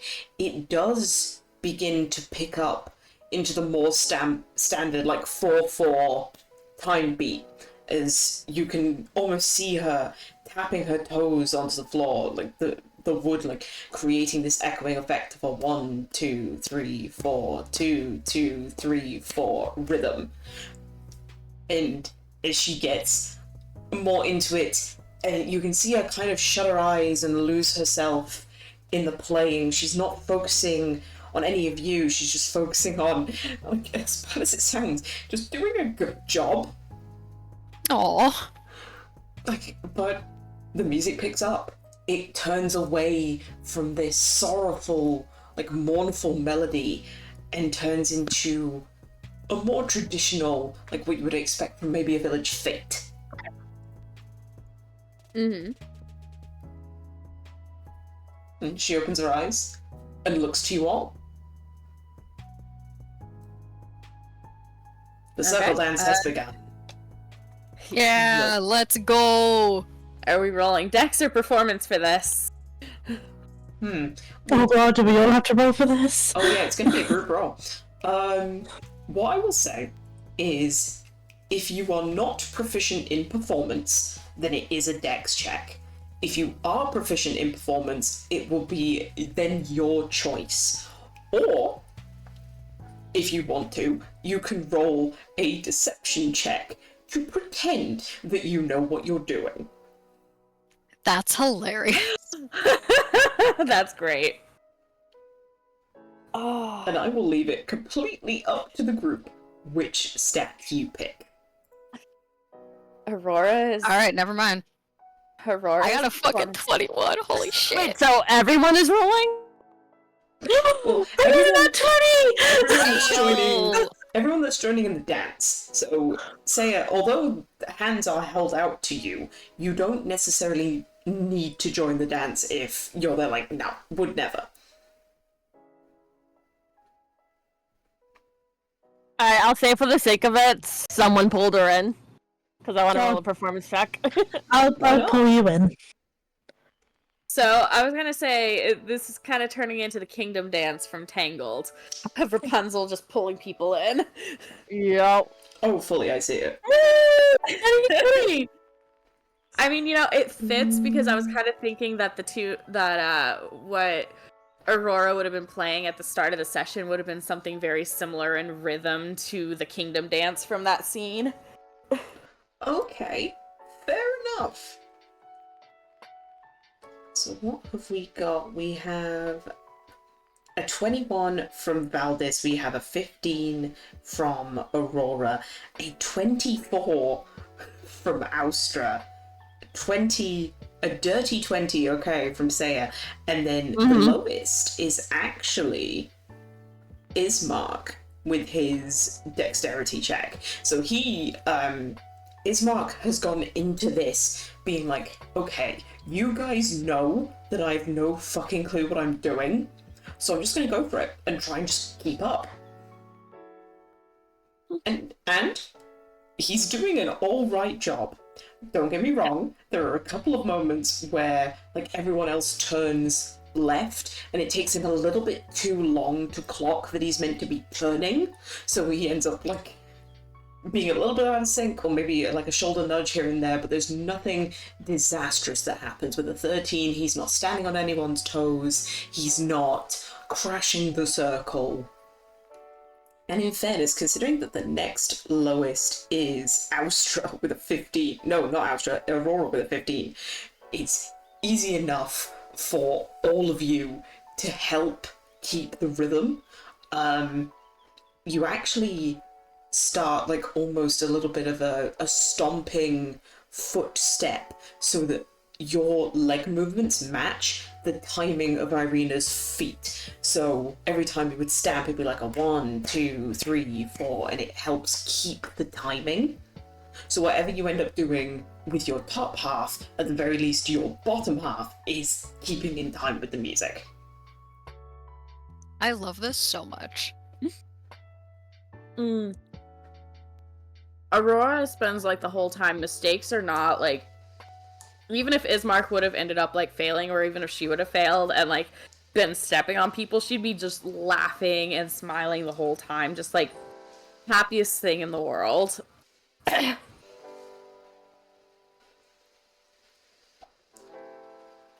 would definitely say with all of this, this is probably the first time a full genuine smile has been on Val's face.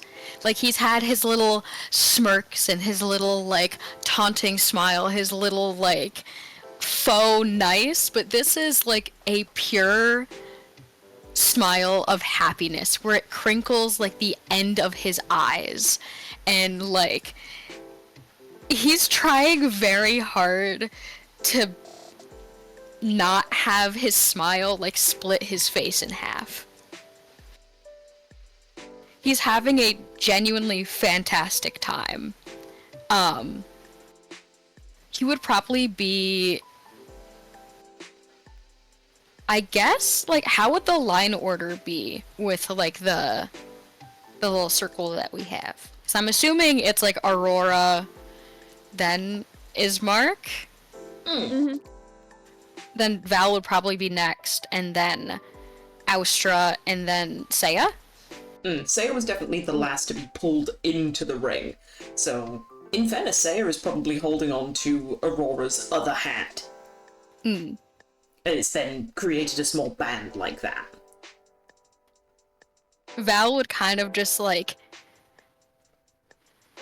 look at Austra with the, like, soft, beaming smile, and just mouth a small, like, thank you. I think she's just smiling and happy as well. This actually has made her feel better from the earlier events of what happened in the day.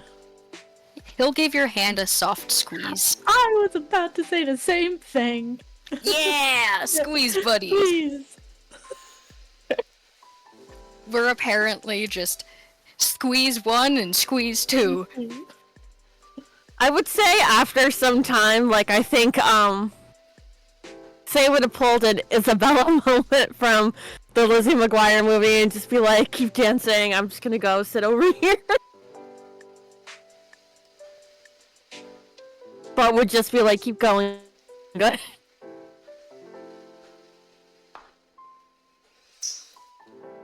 I will say, yeah, seeing everyone having fun and having that little bit of the bolstered confidence from the first song going so well, Irina keeps playing, but she ups the pace of the music. So it's no longer the standard, like, 1, 2, 3, 4. It's now more of a 1, 2, 3, 4, 1, 2, 3, 4. Oh, yep, nope, Say's out. Too fast, too soon, can't do it.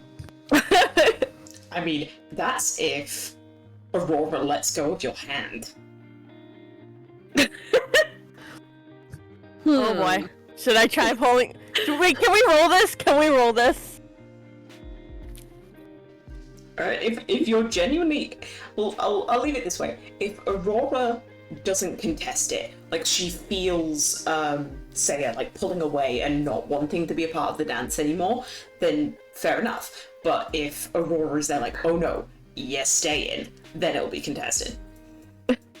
Aurora, what are you doing? You know, honestly, for the hilarity of it, I want to do the contested roll, but realistically, Aurora would probably be like, okay, you're bowing out, fair enough, and just let her go. You know what? No, I want to do the hilarity of it too. So yeah. Let's say I try to like pull away, but Aurora can be like, oh, nope. This is a group thing. You're involved. The twins sense your hesitance but hold your hands regardless. Well then, what I will do is, instead of forcing a contested roll, you feel Saya pulling away, Aurora, and almost instinctually you tighten your hand a little bit, not wanting her to leave. This is an experience that she should be experiencing. She should be a part of this. And she's already done one, so why not do another? And Saya, you feel her hand tightening around yours. Not enough to stop you from leaving, but enough to show her intent. Like, she wants you to stay. She wants you to experience this. Do you stay? Aww. I can't fight that. And you feel like the pressure on your hand. If you want to, you could still slip away, but it is up to you. No, I'll have her stay for the hilarity of it. Let's make Saya be social. Fair enough. Alright then, everyone roll another set of either like performance, deception, dexterity. Like, do whichever you would like.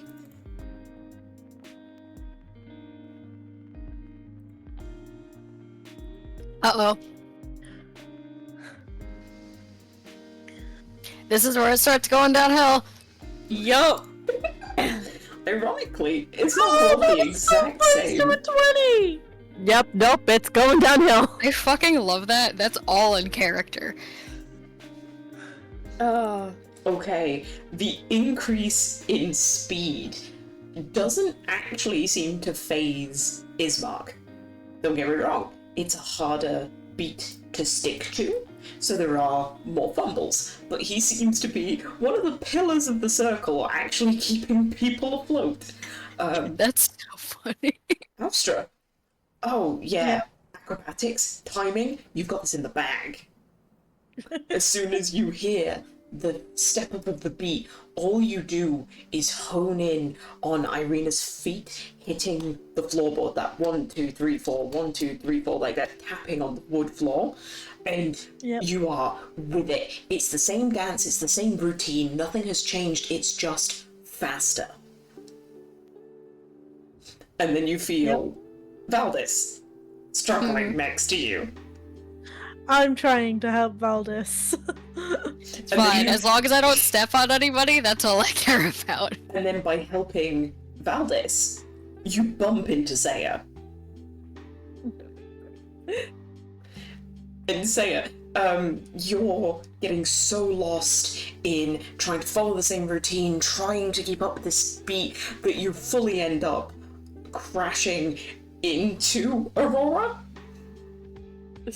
Oh my god. You don't fall. You manage to like keep enough of your balance where like no one is falling to the floor, but now there's laughter, and there's mirth, as people are struggling to keep in time, people are definitely jostling each other, but it's not a moment of embarrassment. This is team bonding, team building. This is a moment that all of you realize that you're letting your guard down. You're having fun.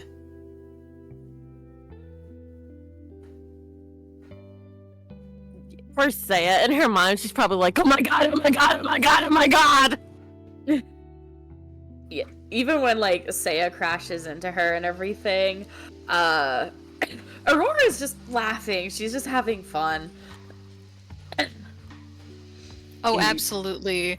As like Val is losing his footing and he like feels like Austra kind of like trying to keep him up, he kind of like leans into her a little bit more and like has a very embarrassed like chuckle, but he's still having fun. I would say Saya is actively giving Aurora like the look of I'm sorry, and then just kind of looks over to Valdis and Valdis is just like, I'm sorry. Yeah, Aurora straight up like when she gets that apologetic look, just gives her this great big smile. Like, that's fine. What are you like? What's this for? Like, smile. You're good. And just like still giggling, still laughing. Just again, like nothing can faze her right now.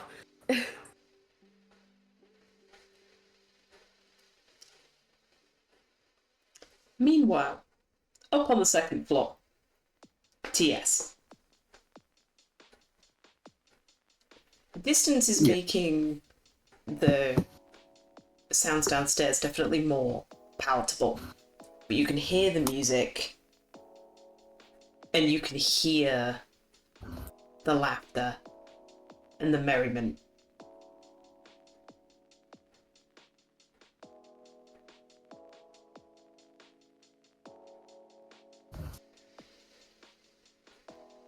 Hearing it,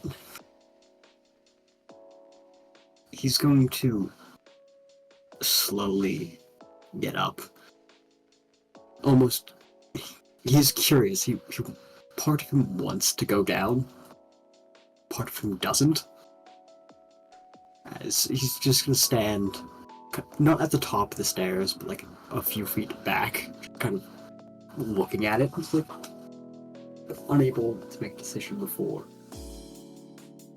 Slowly sinking back and going back to that room.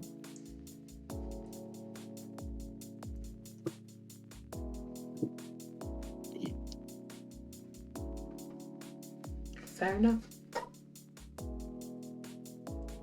I'll say that the night continues that way for a while. Dancing, switching partners. At one point, Irina is determined to teach you all a like very common traditional like Barovian dance, which for the sake of description looks like any Regency line dance that you can think of. Well, I much prefer a quadrille. Oh, Definitely less fancy, a lot less like intricate moves, but it's definitely like, oh, like two people at the end create an arch and two people like a pair gallop through the arch kind of thing. oh, I love that. Aurora That is so much fun in real life. Oh, it is. I love that. know. Aurora is completely on board with this of like, I get to learn something new and it's a new dance.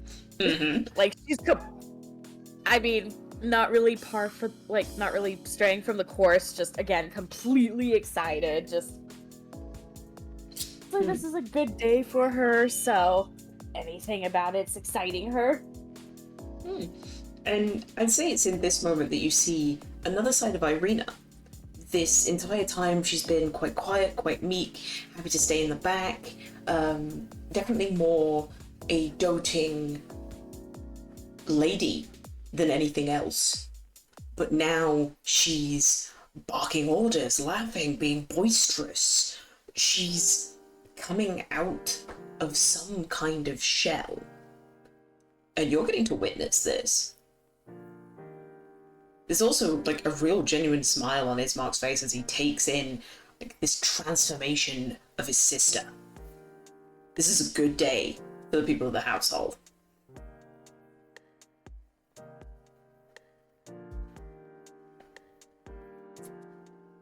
But the merriment is interrupted as you all hear the dinging of a large timer coming from the kitchen.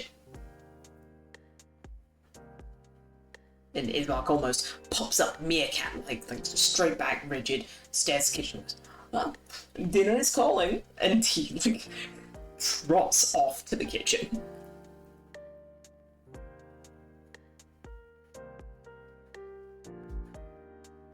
Just looks at everybody else like, you're gonna love it. It smelled amazing in there.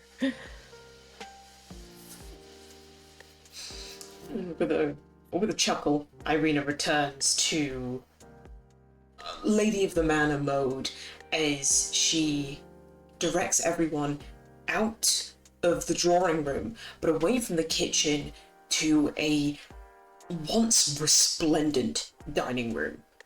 The only thing that's even a hint to the old bits of wealth is a long, dark wood table that probably could easily sit 10 to 12 people. And I would say the only hint of Irina's day cleaning that the rest of you see, based on your passive perceptions, the entire table has been decked out with silverware, crockery, serving dishes, glasses. It has been set for dinner.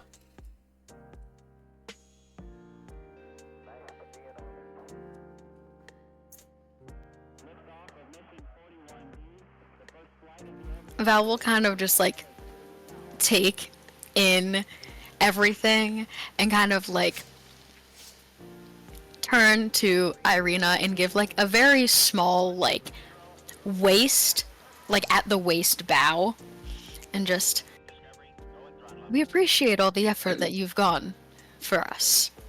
This is beautiful. Well, if we are to be spending many nights together, I figured I might as well make the impression now.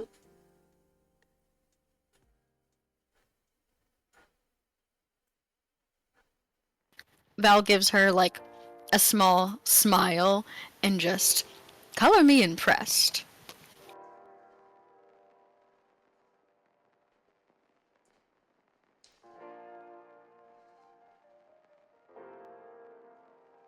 Although she is about to sit and join the rest of you, but looking around the table, she notices that TS isn't there. Looking like the empty placement of where he would have been sitting. And Give me 1 second. I'd leave and I'd check the top of the stairs to see if there's a cushion. There's no cushion.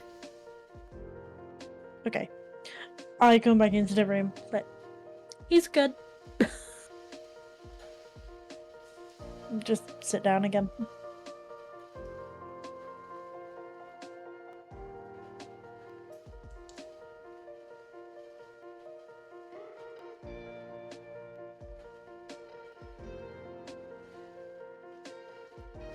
okay.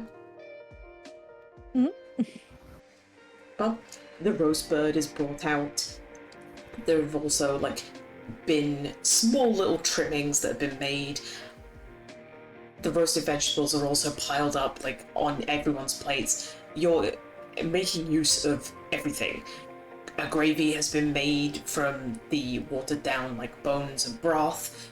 There's been whatever was used to fragrant the bird has now been added to the gravy, but also as a roasted soft vegetable on the side of your plate.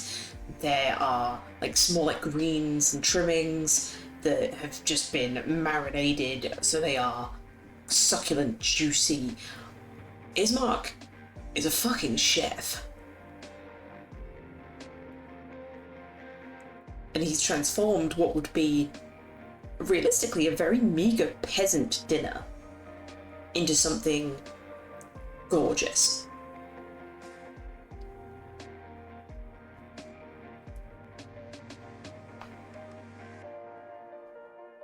Definitely going to just like jaw drop on her usual like, oh my gosh, this is amazing and this smells amazing. Just compliments and yeah. Please, allow me as host. And he steps in between two of you to almost like reach into the center of the table and begins carving meat off the bird. And just putting it on people's plates. Real quick, DM. I had something Aurora had wanted to say after like the dance ended. I didn't get a chance to. No, that's fine. Yeah. Basically after they would have finally stopped dancing, she would have turned to Ismark, just again this big grin, just, I thought you said you didn't dance, my lord. That was incredible. Get a teardrop so that I can put it like this. And then Why can't yeah, I'll say before he runs off to dinner and like to get things out of the oven, he just kind of turns back to look at you and says, I said I didn't know how. This is apparently a natural ability. Well, perhaps you should I should help you continue to practice. With a chuckle and a shake of his head, he goes off to the kitchen. Ismark's laugh, while it doesn't happen often, is a low, like, baritone of a laugh. Like it's a barrel-chested rumble. Just full of mirth and happiness. It's every like bear dad that you can think of in every animated movie. Okay.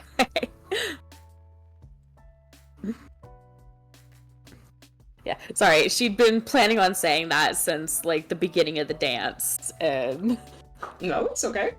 A plate is still made up for TS, but it is like taken back into the kitchen to be kept warm for as long as possible.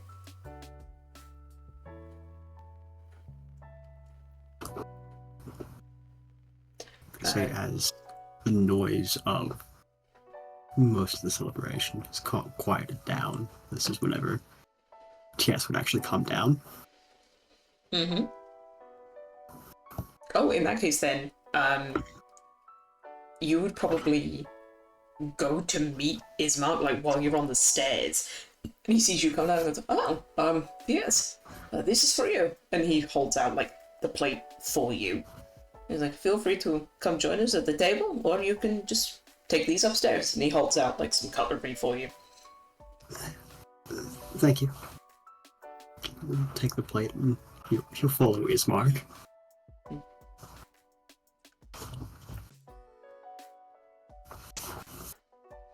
You know, taking a seat at the table, the first couple of bites, there's a moment of silence as you take in this food, and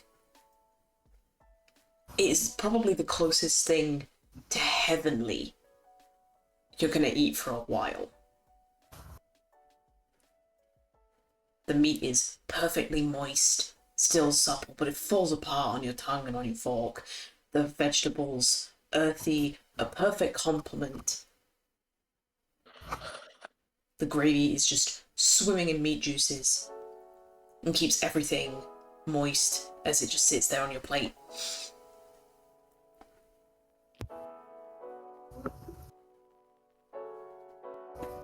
Val, ever being dramatic, he kind of like, you know, like when you like drop your head, so like your throat is kind of pointing upwards, kind of just like rolls his head to the side and just, by the gods, this is delicious.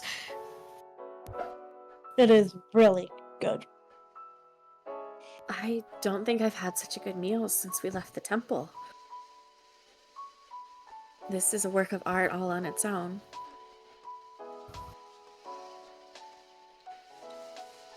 Well, if you are planning on leaving tomorrow and taking my sister with you, I might as well give you a meal worth this end of.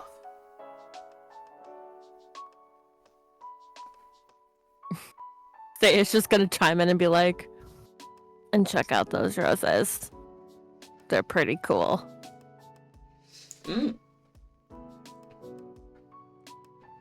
You have done an incredible job on dessert, ladies. It smells heavenly.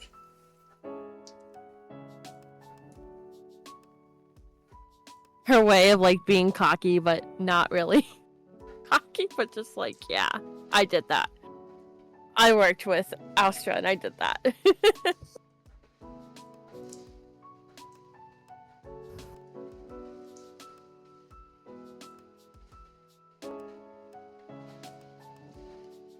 You'd think she'd been making buttercream roses all her life, but no.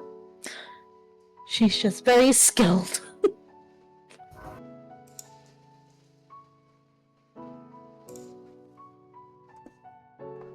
Tess would be quiet, just eating his meal, clearly enjoying that, but there is... anytime he's not eating, he's just looking around, he's uncomfortable, but happy to be there.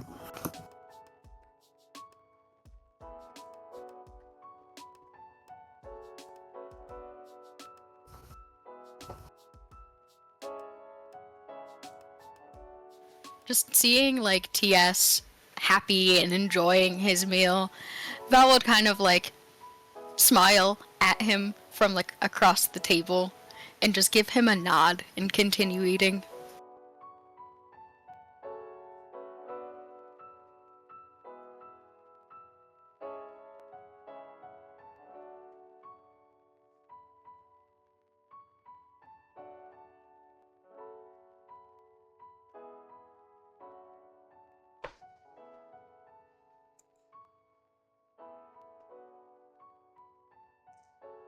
Dinner is ended with dessert and a bottle of wine that was uncorked from the back room. A goblet is poured for everyone, but if you don't drink it, you get the impression that Ismark isn't going to be upset. Oh, immediately taking the wine. And kind of doing the whole like swirling it in his glass, tasting it, and just a very like bit of a twinkle in his eye, and he just nods and continues to just sip it.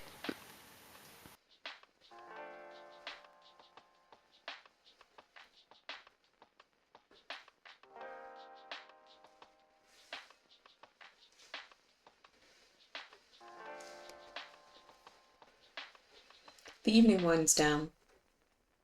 Celebrations had. And Irina turns to you all and goes, I really much appreciate what you all have. Thank you. Without you all, I would not be able to leave this house. Getting to a place of safety is something that I care deeply about.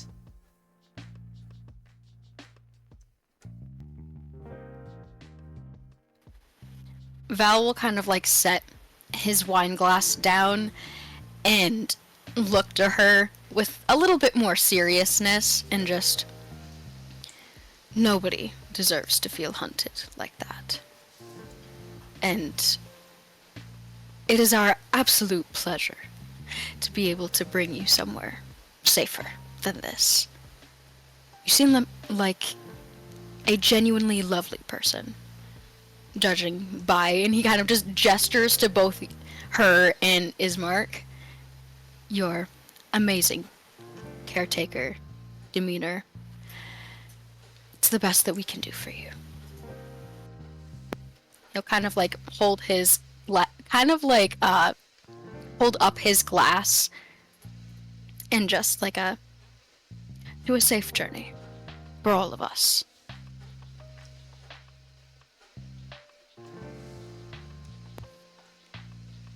Irina and Ismark raise their glasses too to join in the toast.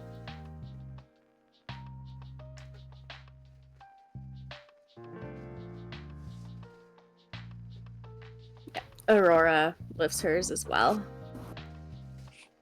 Same with Saya. Yep. Yes, we think it is. He holds up his milk. And may I add in an extension of my own gratitude for not only welcoming us into your home and showing us such kindness that has been well missed these past days of travel, but also for allowing my sister and I to celebrate here with you today. It has truly been one of the best Greengrass festivals I've ever attended, and we grew up around a lot of very well-thrown parties. This has to be my personal favorite that I have ever been to. And I wish to thank you for that.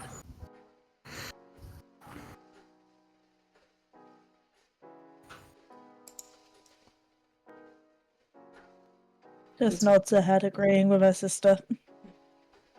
Val will raise his wine glass in agreement.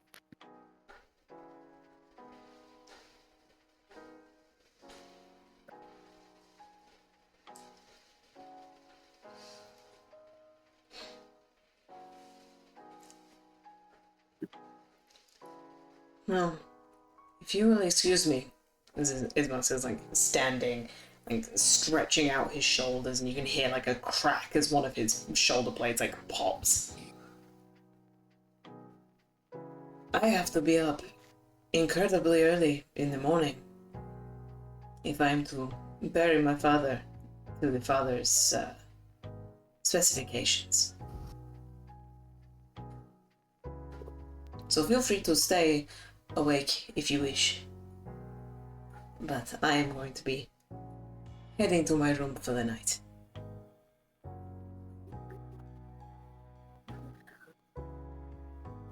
Good night to you then. And thank you for the dances. Of course. You obviously, as a group, do not need to come with me to the church if you do not wish to. But it would be nice. Well, then I guess we better head to bed soon. Can't keep you waiting.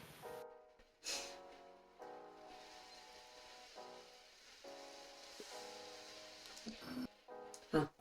Hey, good night to you all, and pleasant dreams.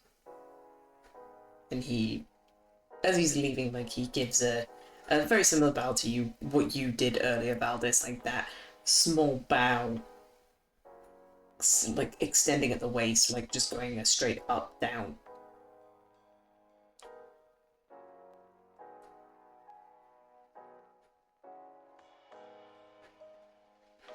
As soon as he's like out of earshot, Val will just be like, I have a feeling that he might be a bit too polite to say that he kind of wants us there. So I'm assuming. So I personally will be getting up to help escort him, but I don't know what you all think of the matter. I think it would be a good idea. Yeah. We could perhaps go into town and speak with, what was it he called her? Mad Mary, the woman who was weeping? Before we leave town?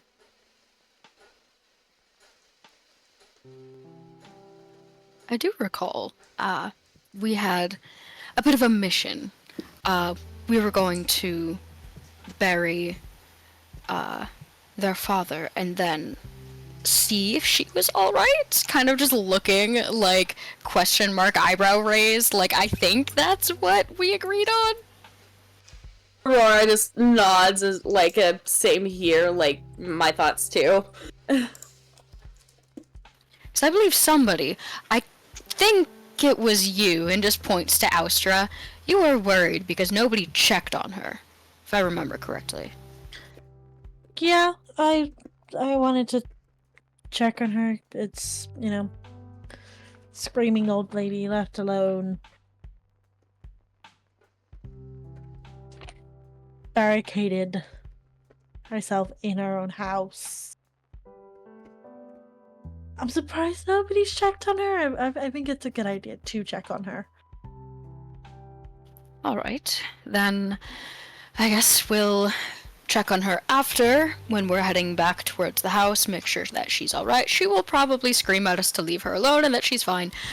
And if not, we will help her however we can, and then we will set off to bring Irina to the town over. Everybody in accordance? Mhm. Splendid. I'll go hit to bed then. Yes, we'll take his dishes, take him to the kitchen before heading back up to set up his sleeping bag in the hallway again. Alright. He doesn't have to sleep in the hallway. Oh.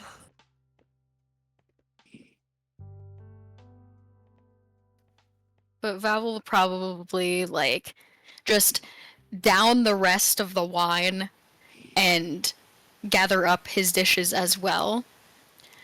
Well, I will also take my leave. It's going to be quite a bit of time to take all of this makeup off. So I will join you all upstairs in a bit. And he kind of, with the dishes in hand, small bow. I can't remember if Irina's still in the room.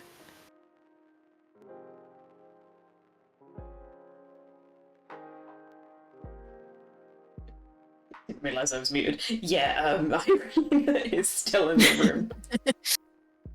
He would give her the small bow and just, thank you very much for such a fine evening.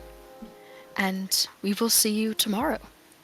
Just a small bow, and he will take his leave to scrub the copious amounts of eyeliner off. To the people that are remaining in the kitchen, Irina does stand and brush off where the thighs are of her skirt and just brush off a little bit of crumbage from dinner. I plan on joining you at the church tomorrow. So I am also going to say my good nights. But we shall be seeing each other soon. We'll see you there. And she makes her way upstairs.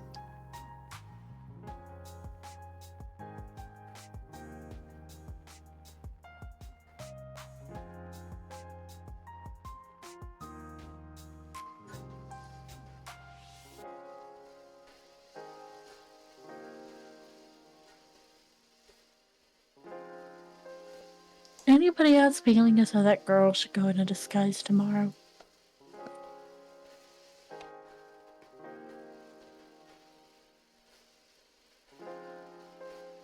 Wait, can you repeat that?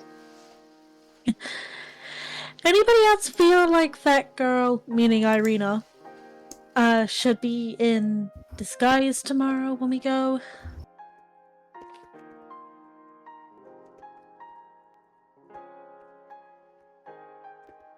I think it would be a good idea. I agree. Might be.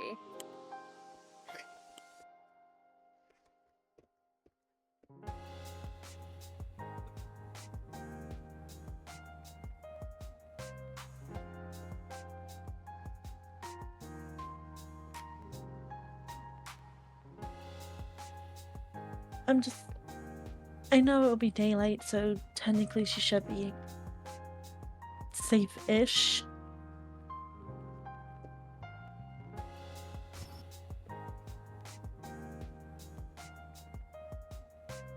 But I am still concerned.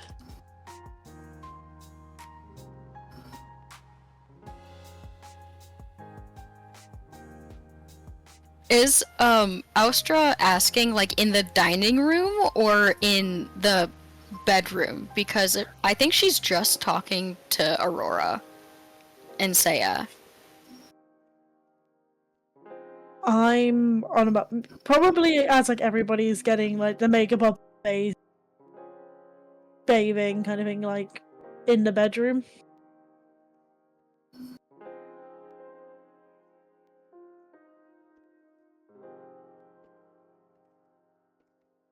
Wait, I'm lost. So this to be in your room? Yeah, I'm talking to everybody and basically saying like I think Irina should be in disguise tomorrow for her own protection. Because although it's daylight, I'm worried about Strahd. Gotcha. Val would probably be like in one of the corners, like taking up like a little space with a little bottle next to him with his mirror, like rubbing his face as like the eyeliner like stains half of him as he kind of just like looks over like, that's probably a smart idea. I mean, I know Strahd isn't going to be around during the daytime, but he does have eyes everywhere, as he like air quotes it. So I believe putting her in some sort of disguise will probably be a good idea.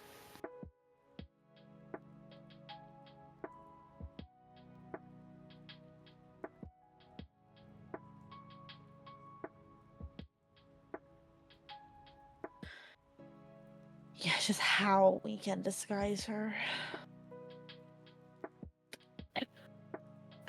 I do have my disguise kit. It wouldn't do much for the long run, but it might do something. If she has a cloak, we could use that to try and hide her. Wonders of clothing can do a lot. Wait, you have a disguise kit? I think she does. Wait, yeah, she does, because she does, remember? Because that's how she's got the mirror. I am proficient with disguise kits. So am I. Oh, we both are. Oh, awesome. Okay. Yeah, she's got a disguise kit, so that way we have the little mirror with it. Ah, now I remember. Yeah, I think DM let us, as I recall, flavor it as basically like a little cosmetics kit. Yeah, disguise kit, cosmetics kit, Yeah. potato. Basically. Love you, Correct me. DM. Yeah, I was gonna say, correct me if I'm wrong there, DM, but I think we did it more like a cosmetics kit than a, disguise. Oh yeah, it's essentially, it still comes with all the things that are described as being in a disguise kit, but we reflavored it to be like, oh yeah, it's cosmetics, it's makeup, it's potential like accessories for hair, maybe even extending to like not full wigs because it's all got to fit in like a small case, but maybe like clips to accentuate volume of hair, or like little tricks to like change hair shape and things like that. Mm-hmm. Yeah. I have my makeup kit. We can see what wonders we can work with her with that. If she has maybe a pair of gloves, a long sleeve dress, a cloak to help hide her hair.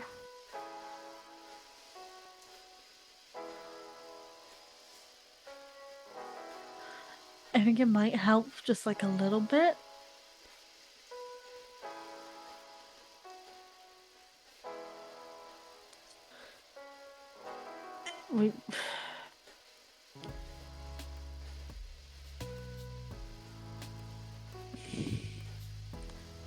I just think some cover would be better than no cover. I understand.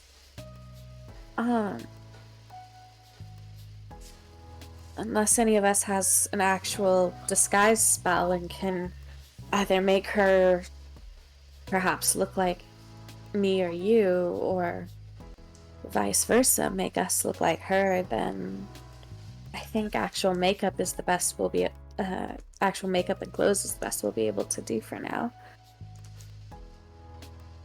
I unfortunately don't have anything more than makeup and clothes myself, so I can't really help with anything but that. I mean, we can always do the whole entire face. We can do contouring, we can do shading, make her bone structure look different, maybe hide most of her hair under a cap. We can put her in different clothing so she doesn't look as high class, so to speak. But I think that's honestly the best that we can do. Do you know how to do all that? The contouring? I've seen it done outside the temple, but natural beauty was always more my interest, so the makeup I know how to do simply accentuates that rather than attempting to change it. Mm. Do you forget he used to face paint the children? And he used to do all that strange stuff when he wanted to look like sugar skulls? I know how to do it. Just points to Astra, like... Just shrugs, like, okay.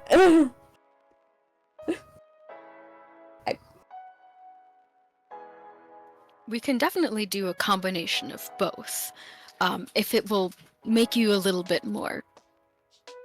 make you feel a little bit more safe. Back when I was younger, and I didn't really like the whole gestures to his face, paleness, I tried. It looked awful on me, so I never tried it again, but I do know how to do it. Just follow the structure of the face a little bit more, push and pull with the shadows and highlights type of thing. You figure it out.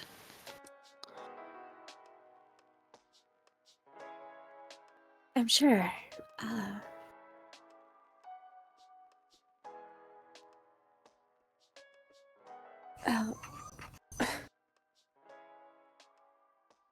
That's... At least we have something to attempt tomorrow to try to help her. I admit I'd feel better knowing she's as hidden as we can make her, but I guess it would be a good idea to also assume that even if we do, that there's a chance Strahd will know anyway.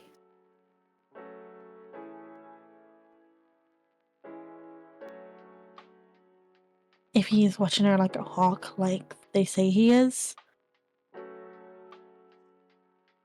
Yeah. He's probably gonna know what we're trying to do. Exactly. So,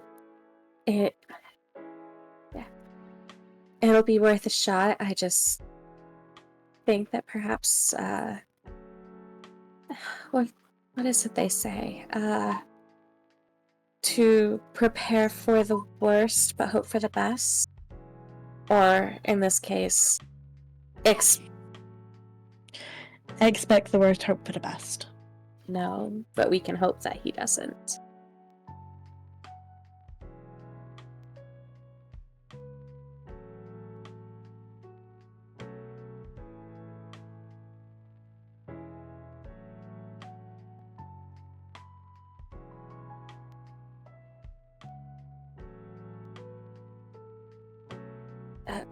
Once she's ready for bed, she'll try and take one of the old papers, or she'll take one of the old books that she got from the manor and take her little piece of chalk that she's got, charcoal pencil actually, and start trying to sketch something else, like real quick, like starting on a sketch.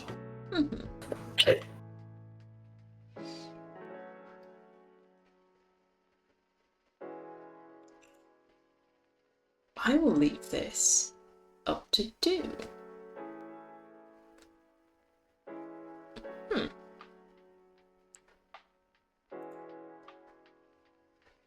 Aurora. Mm-hmm. Would you like this to be a whisper? I don't get these very often. I'm very tempted to say yes. You know what? Yes, I never get whispers. Alright then.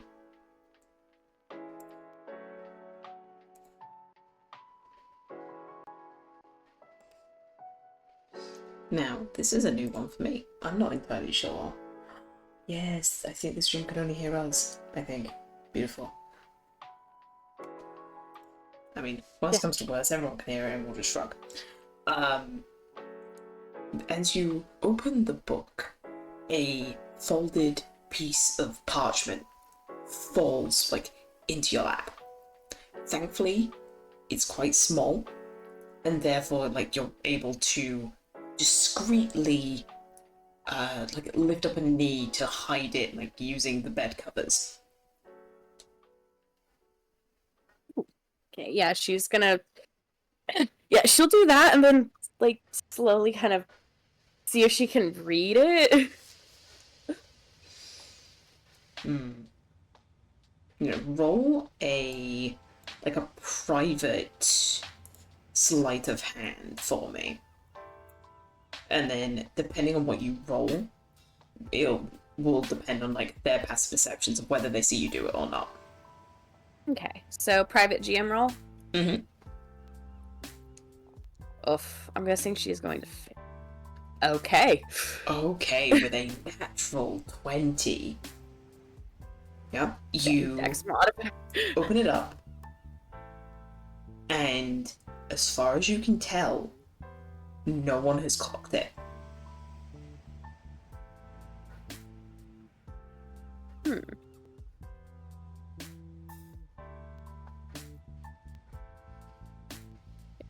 No one has what it? Clocked Sorry. it. So no one has, like, seen Okay. this piece of paper fall out, and no one has seen Okay. you unfold it to read it. Okay, cool. I thought so. I just wanted to make sure I wasn't missing something. No, you're Okay, yeah. So, yeah, again, she wants to look at it, see what it is, open it, maybe read it. So it seems to be a handwritten note without, like, actually giving it a thorough reading. You look at it, you see handwriting that you don't recognize, but it's been written in one of the colors of the ink that was given to you by Ismark, like at the very beginning, to be like, oh yeah, here's all the art supplies that we have. Mm-hmm. And specifically, it's the royal blue, so the blue that almost transitions into a purple, like as the ink dries. Ooh. Okay, yeah, she's gonna read it then. I will type out for you the whole letter so that you can read it in your own time. But for the sake of the stream, the nutshelled version is that it is a note from Ismark thanking you all as a group for being there for his family, for without even meaning to, taking them, like, out of a rather dark place in a dark hole, but then also turning to thank you specifically and the things that you have done for his family, but also for him. He wanted to say something meaningful before you both parted ways tomorrow. Ooh. And, like, sincerely thank you for being open and honest and accepting with him and his sister, for being willing to trust him when other people wouldn't, being willing to open your arms to, like, your religion. Like, you, at least in his eyes, allowed him access into a rather private bit of yourself, and like allowed him to be a part of your religious holiday. Mm-hmm.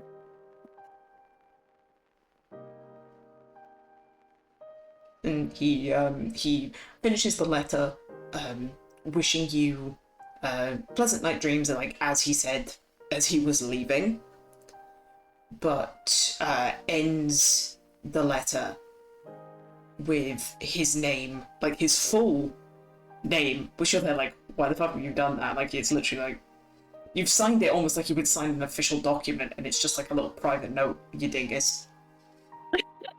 But you also get the impression that that might have been like more muscle memory. Because like he's had to sign a letter, and it's just happened to be that he signed his full name. But one of the things that catches your eye specifically is the phrase, "Because of what you have done for me and my family, I shall be forever in your debt.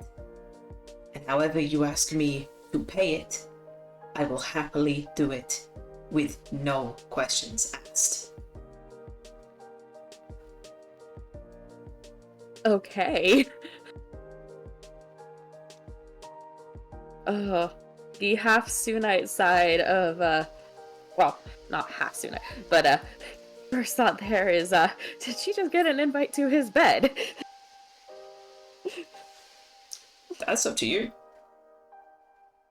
Yeah. Yeah, I don't know if that's how it would definitely cross her mind, as she's reading that.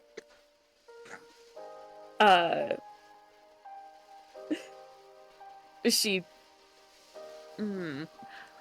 I don't know how she would approach that, because, he obviously he had that whole thing of, like, however she would request that, but with how they, like, with how she looks at things, it's that thing of, like, I don't want you to do this with me because it is payment of a debt. Don't know until you ask. Yeah, yeah, okay, she'll tuck the, well, once she finishes it, she'll fold it back up, but she won't make it as obvious, or she won't try to hide it as much, when she's, putting it away and everything, since it did start out addressed to the group, essentially. Yeah, she's probably gonna go pay him a visit. Fair enough. You don't actually know which room is his. Yeah. Gonna, like, peek her head around, like, where do I go? There's not many rooms on this top floor. So you've probably got like a 1 in 4 chance of getting it, but you also then have a 1 in 4 chance of knocking on Irina's door. Yeah. Is there like a servant or like maid or someone she can ask? Unfortunately not. Dang. There is a TS on the floor. Right, yeah, she's gonna have to just step over the kid and pray she doesn't trip over when she walks out.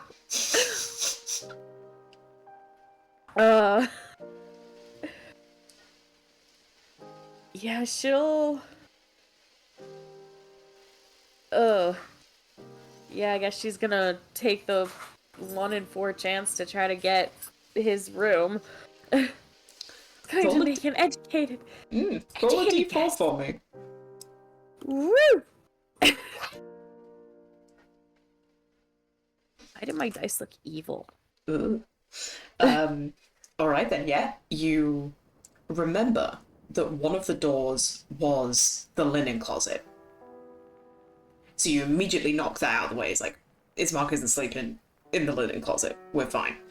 And then, thinking about it logically, you're there like, Irina probably has the bedroom that's to the back of the house. Because that makes sense for ladies. Like, you know, lady goes to the back of the house. It's Uh-huh. like, okay then, so there's one of two. You Okay. give it a go. Yep, she's gonna give it a go. She'll pick the one that looks the most likely. Like, if either of the doors looks like a little bit nicer, or like the knob is a little nicer or something. Just something that it might be, like some sign that it might be like a little bit nicer or maybe a little bit more used or something.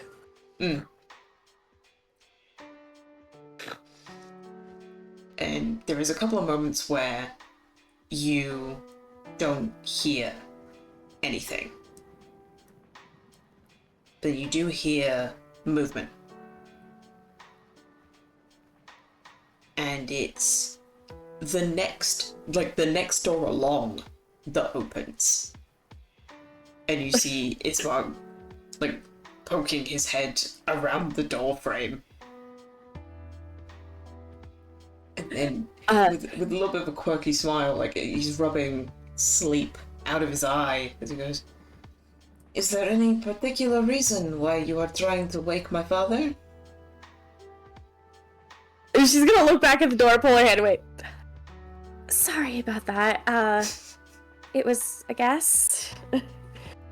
Just gonna step over to join him in the doorway. Well, not like join, but, you know, face him and be in the proper space. Yeah.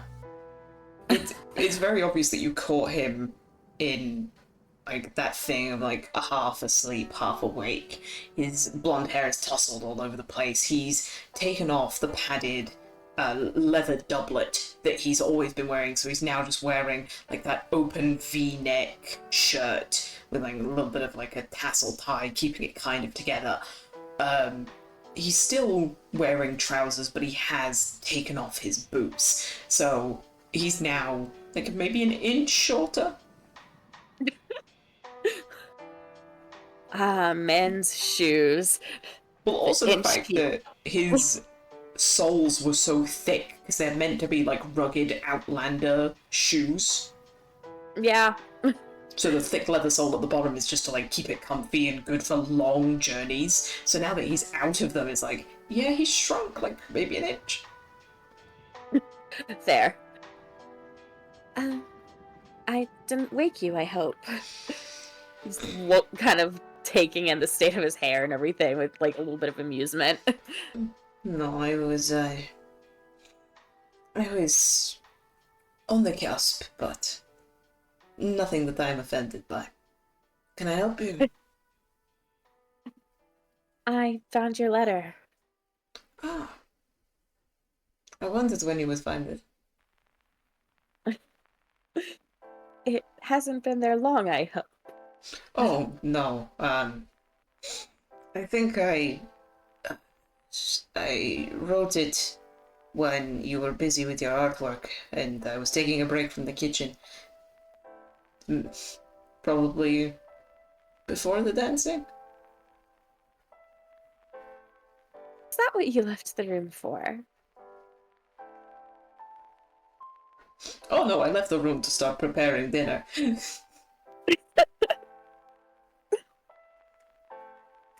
No, I figured out of everyone that you would be the one that actually read the poetry. Yes. It's something of a fondness of mine. I came about the ending of your letter, though.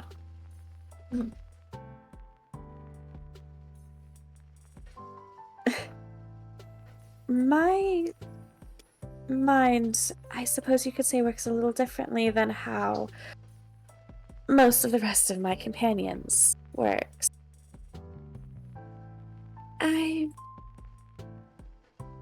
thought I would ask exactly, rather, if you had anything specific in mind in regards to the ending of your letter. You'll forgive me, and he again wipes at his eyes, like he's like At the moment, like, his eyelids are like half masked. Like, he is looking at you, but there is like a bit of a drowsiness to it. It has been like a couple of hours since I wrote it, but if I remember correctly, this is something about me owing you favors. Yes. I meant it in a more traditional sense, in that for you agreeing to help my sister, my family owes you a debt. Like our name owes you a debt. You owe me personally nothing.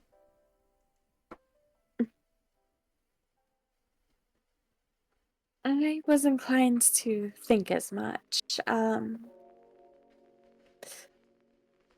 As I said, with how I was raised, my thoughts tend to stray towards different subjects, I guess you could say.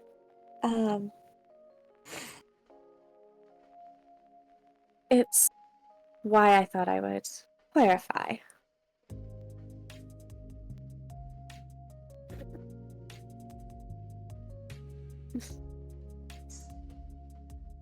What do you wear to bed, Aurora?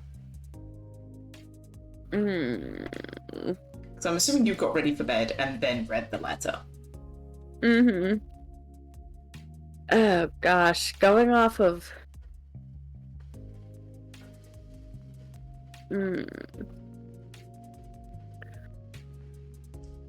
go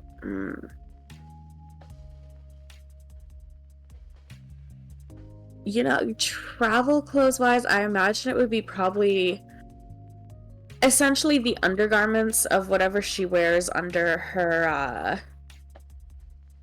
armor. In this case, Sunites being Sunites. I imagine it would probably be something like almost like those cute little like the shorts and cute like form-fitted tank top type. So, do you know the like little lingerie nightgown type set? Not nightgown, but two-piece type sets. Yeah, but it's almost like a little bit of a silky material, a little bit of embroidery. Technically still covered, but yeah, like that cute little V-neck with lace around it and everything. Probably red. Yeah, again, it's the thing of like, he does like do a very obvious up down, but it's refreshing that he's taking you in, and it's not like in a lecherous way, it's not in a lustful way, he's just taking you in. A little bit of a smile like creases into a smirk at the corner of his lips. Good. To ask you where your mind went is too tempting.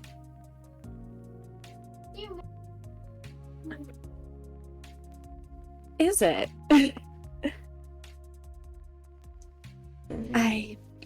Again rubs at his eye, shakes his head a little bit.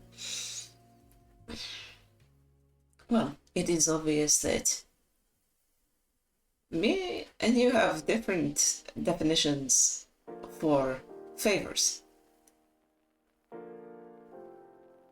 She kind of nods her head in agreement of like that, kind of like, yeah, a little bit.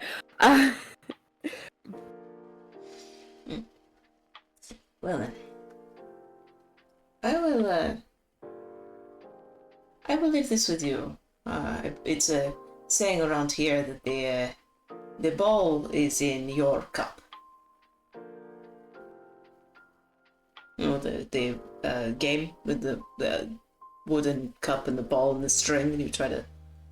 And he like starts doing the flipping action of like trying to get the ball in the cup. He does that for a little bit too long and looks a little awkward. She just watches, like, completely, like, fascinated, interested, and everything. Anyway, essentially the choice is yours.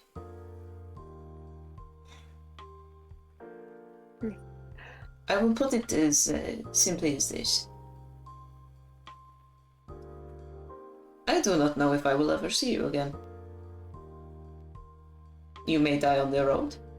You may settle down in another city. You may beat Strahd without ever seeing me again and sail back off to whichever land you came from. And that is a prospect that makes me very sad indeed.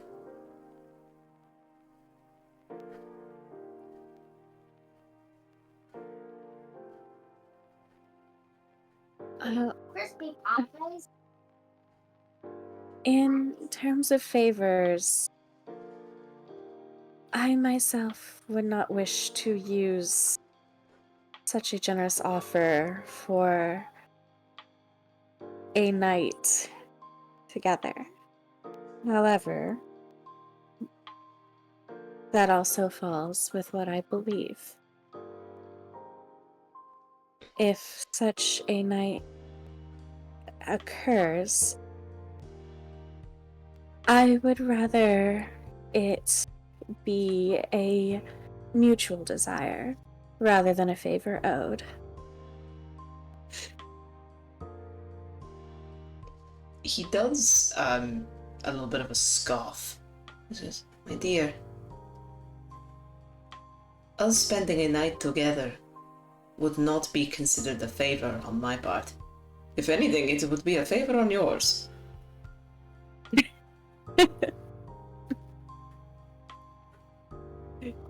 A little touch, or not, well, yeah, there's interest in her eyes at that, just because of your position. Oh, no, because you would even look at me, and like he like gestures to himself. And they knew Her nothing. Yeah, her eyes do follow over where he gestures.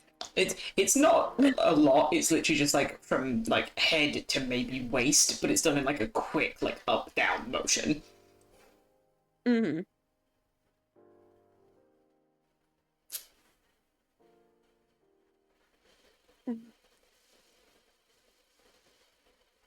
So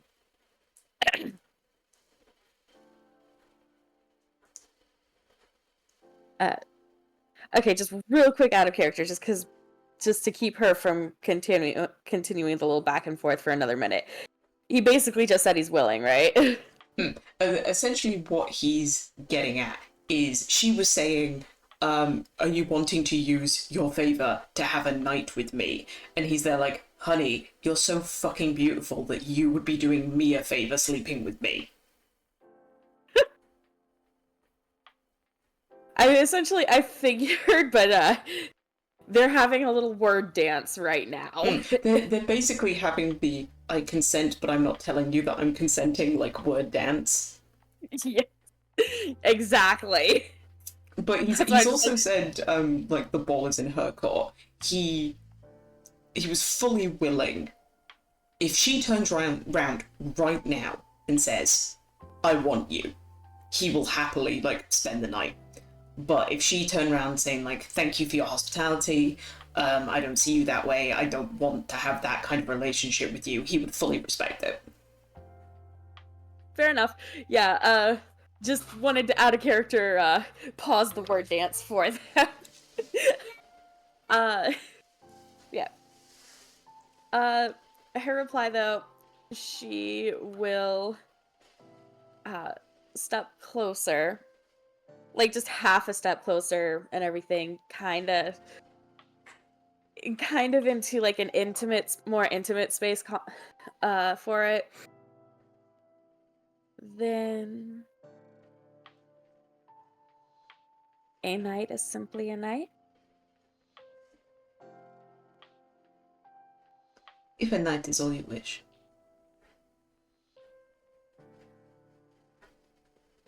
For now.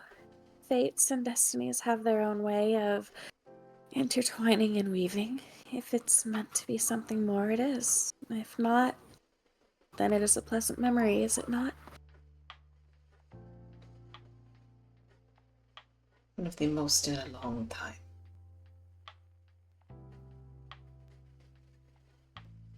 And as I recall, he is taller than her, so she will tiptoe up to gently kiss him. For most of that conversation, he'd been, like, rather relaxedly, like, leaning against the door jamb. So, like, in the framework of the doorway.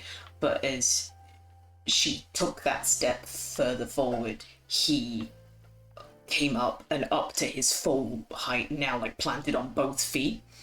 And as she goes on tiptoe to kiss him, he matches her gentleness, but he immediately finds, like, the nape of her neck with his fingers. Like, he pushes his hand, like, through her curls and tresses and, like, holds her head in place and very gently pivots so that he can bring her into the room and shut the door behind them.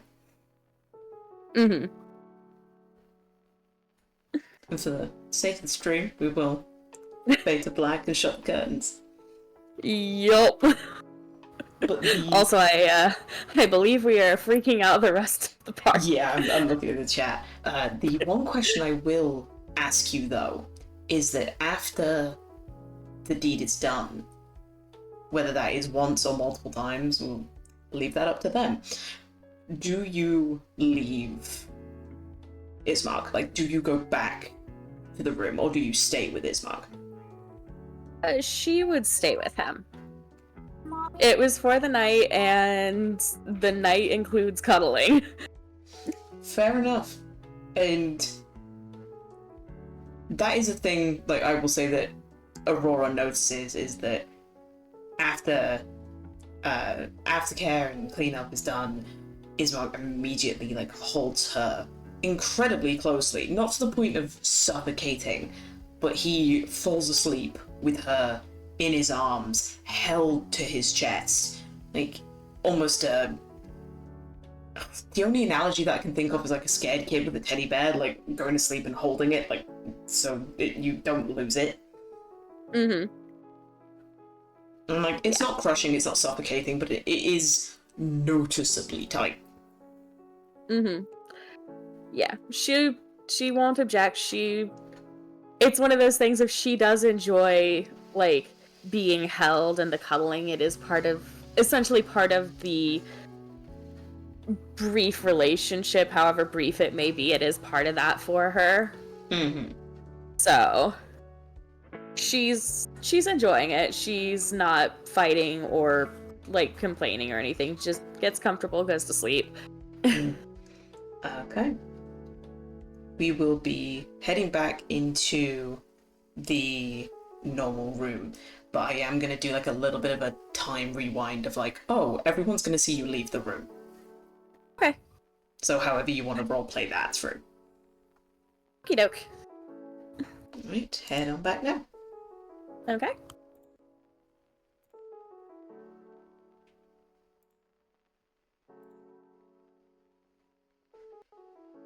Give it Do to you me, know, great DM. It's more of that. You never get whispers. That's just made up for all the whispers you never had. The length of that whisper. Yeah. So doing a slight time rewind for me and Naren, but for you guys, context. Aurora gets out a sketchbook and starts, like, doing a little bit of a drawing as you're all thinking about getting costumes and makeup for Irina.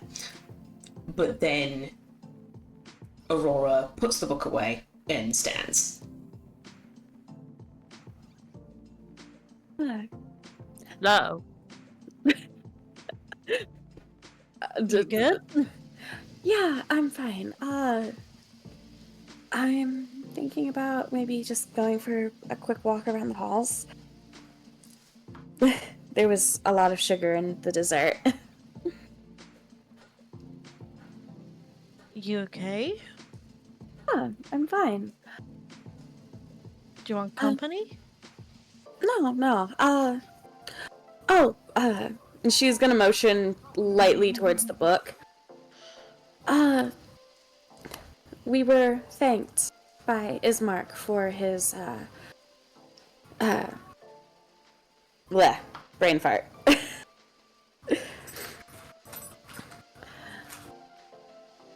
We were thanked by Ismark for what we've done and for helping to bring some life back into this place. Okay. Just looks very puzzled at you. Just like she looks fine. She's just like essentially just looking back at her like, okay, like what's the problem?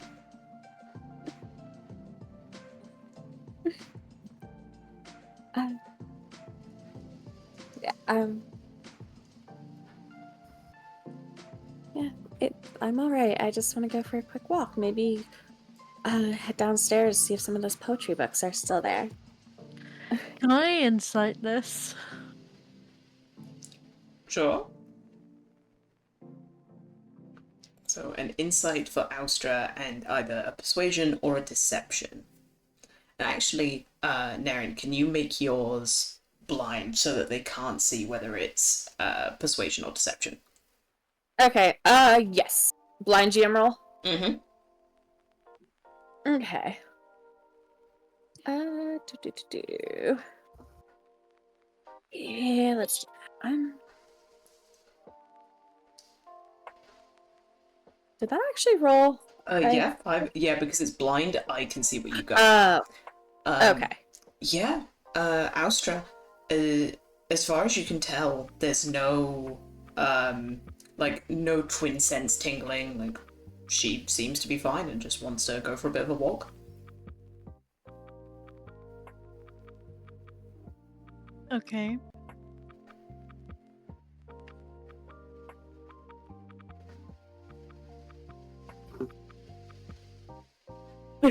Yeah, she's basically, now that like that's been confirmed, she's just gonna like head to the door like, I'm okay. Okay, well just don't stay up too late. We have to be up early. I know. We have to finish a funeral. She's going to try not to. Yeah, I very much imagine that thing of like forgetting for a second that TS is like right outside in a little like sleeping bag. So I'm like picturing that thing of like opens the door, starts to walk out, like nearly trips over him, just like catch yourself, step over.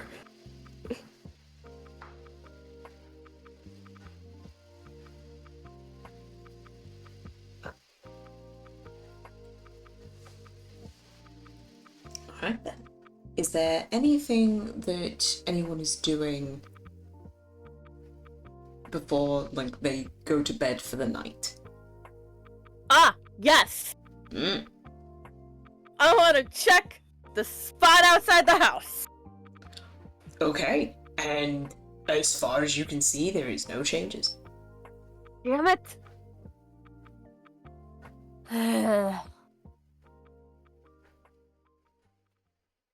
Other than like, oh, That's not- I'm sorry.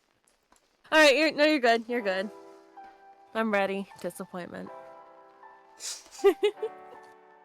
Other than sending just a small prayer up to Madame, like, basically a small, like, did you see how much fun that was? I have friends now, Mom!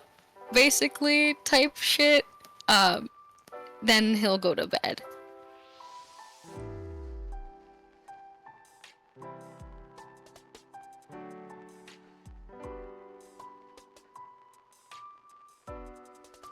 Okay then. If there's nothing else, final calls.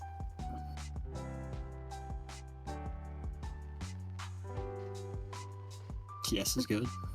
I mean, I will say that Saya will probably be the last one to sleep, and of course the first one to wake up, because elf. Mm-hmm.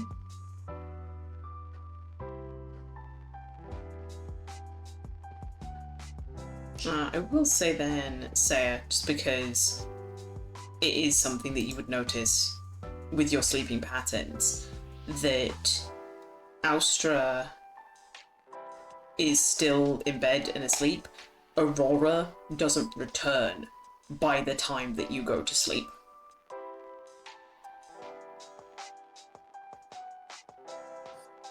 Oh, peculiar. Very peculiar.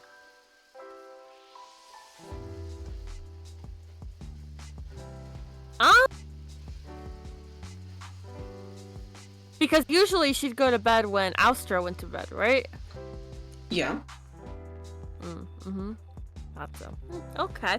Well So then. when you wake up early, so if you go to bed when Austra goes to bed, which is straight away, you wake up 4 hours later, and Aurora is not in bed.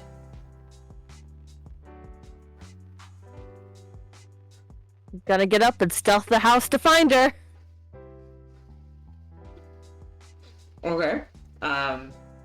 You go up and down every hall, and going through all the different, like, rooms that are at least public rooms. You don't go into, like, Irina or Ismark's bedroom, and you don't find her.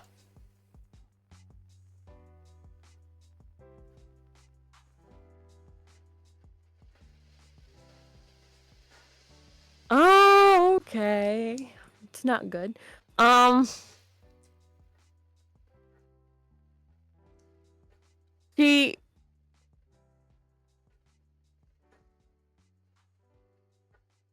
She did a painting, right? She started to do a bit of a drawing, yeah. Did she finish one? You don't know without looking in the book. Alright, I'm gonna go look at that book. So, creeping around the sleeping members of your party, you pick up the book that Aurora had placed down before she left. I will leave it up to you, Naren, like how much of any kind of a drawing was done, since it was just something that you were doing to pass the time. She would not have gotten very far into it, probably just, like, starting some of the foundation lines and everything. Essentially enough to kind of make out it's going to be kind of like a waterfall with, like, a pool at the bottom. She's basically just got the rough lines for it set up.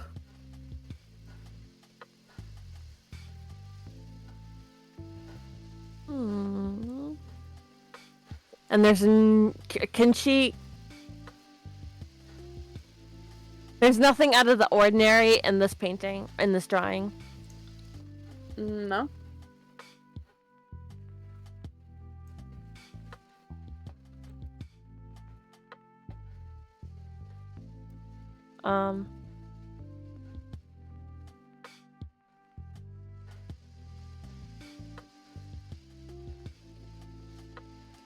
She's gonna keep searching again. She's gonna go around the house one more time. In doing a thorough search, you don't find her.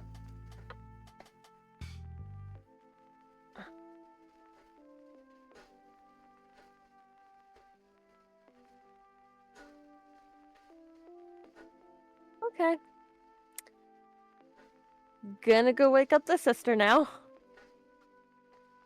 Okay. What's the matter?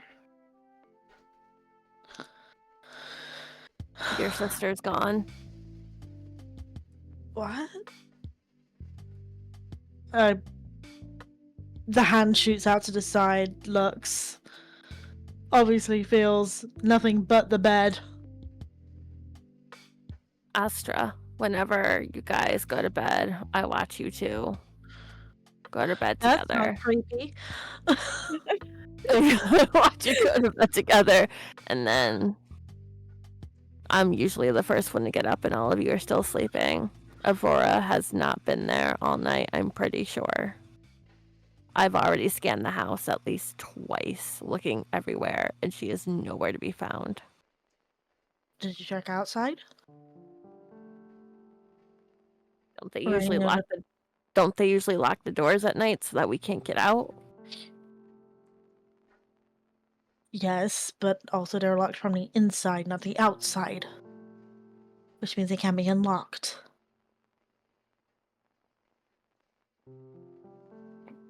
It just immediately, like, gets up. Saya Grabs the weapon. will follow and just be like, I don't understand what would bring her outside. Neither do I. Her brain is a mystery even to me. TS, can you roll a perception check with disadvantage for me? Because it's a little different when Saya is taking the time to step over you, but Ouster is storming the fortress right now. Oh, poor TS. I'm so I'm sorry. not even gonna roll the other die. No, that He is got in fair that enough. one. Yeah, no, passed out and dead to the world.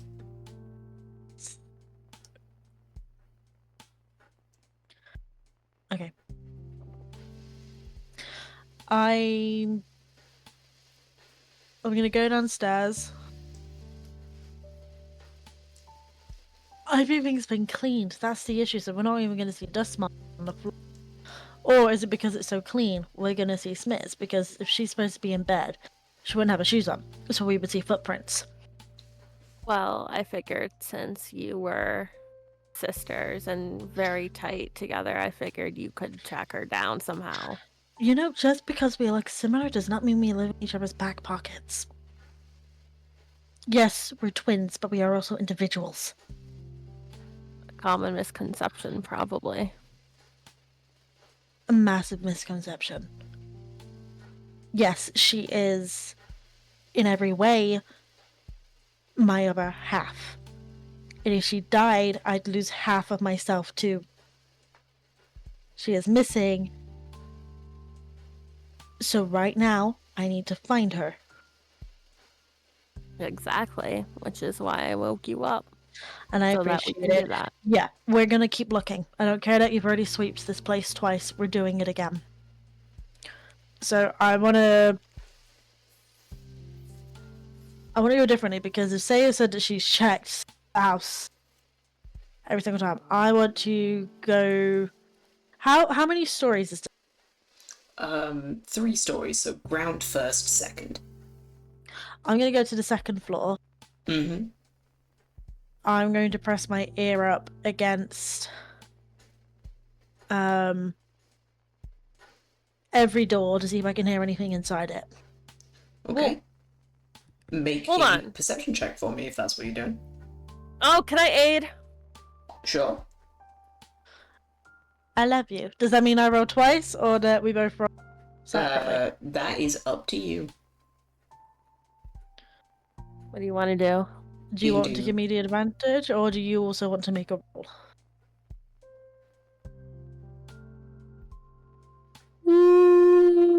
I'll have you roll with advantage. Huh? I'll have you roll with advantage. Oh, okay. So 19 for the first one, and then that one for the second. I'll take that 19. So we'll take 23. Against 2 of the doors, you hear like the natural like sounds of sleeping, snoring, someone like rolling over in bed, like the normal sounds that you would expect from someone asleep. Okay. And because it's in 2 different rooms, you're assuming, oh, Irina's bedroom is Mark's bedroom. Yeah.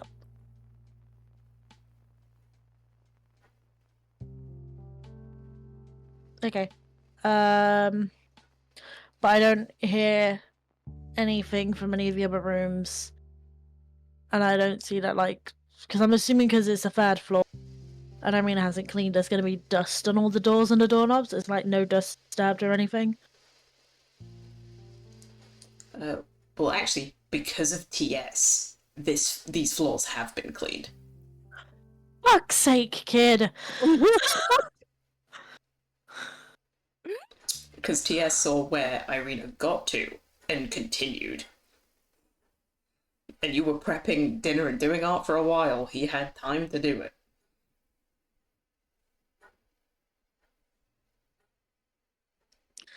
Okay, right, because I clean it, do I see any finger marks on any of the doorknobs then? I'll carry on with your 23 and say that you don't. Okay, next floor down, same. Okay. Perception check. This time I'm gonna roll an individual one. Okay. That's a 21. Christ. Okay.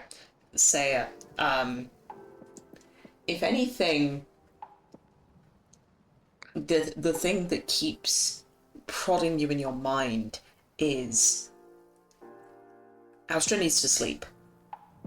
Yes, you woke her up because she would want to know where Aurora is, but you've had your full sleep. She hasn't. She needs to sleep, and that kind of intrusive thought is all that is in the front of your brain.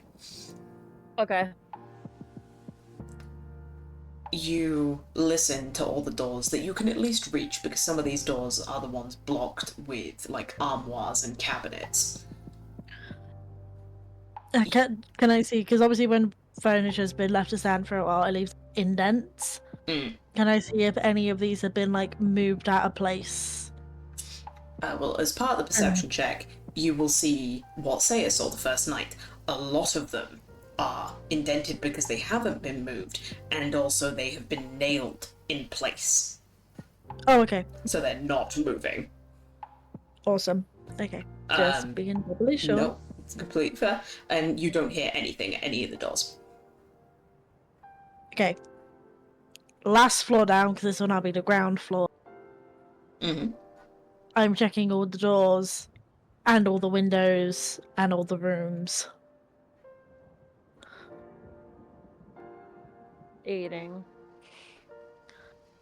Okay, so I make 2 rolls. I'll do another one. Okay, so you're not aiding me.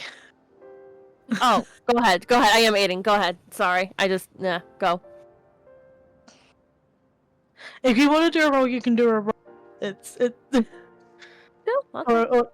Or do you want to give me the advantage? I'll go. I'll do the roll. Okay. There we go. So, Okay. both of you check this floor top to bottom, every room, every possible nook and cranny, and there is no Aurora.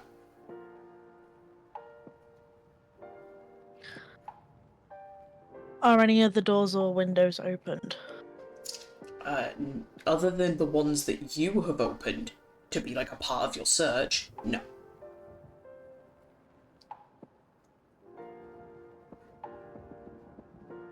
Saya's just gonna look over at Astra and just go, "Do you believe me now that I've looked everywhere?" I believe you, but I also know my sister.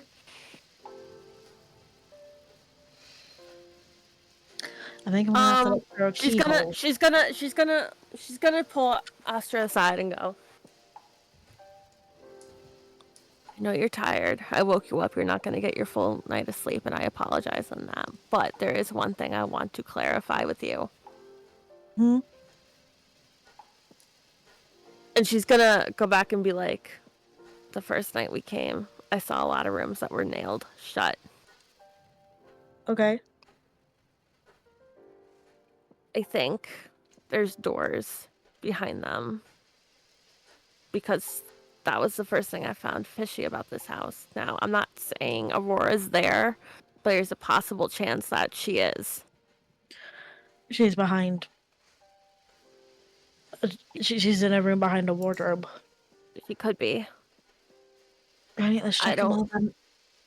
But here's the thing. We don't want them.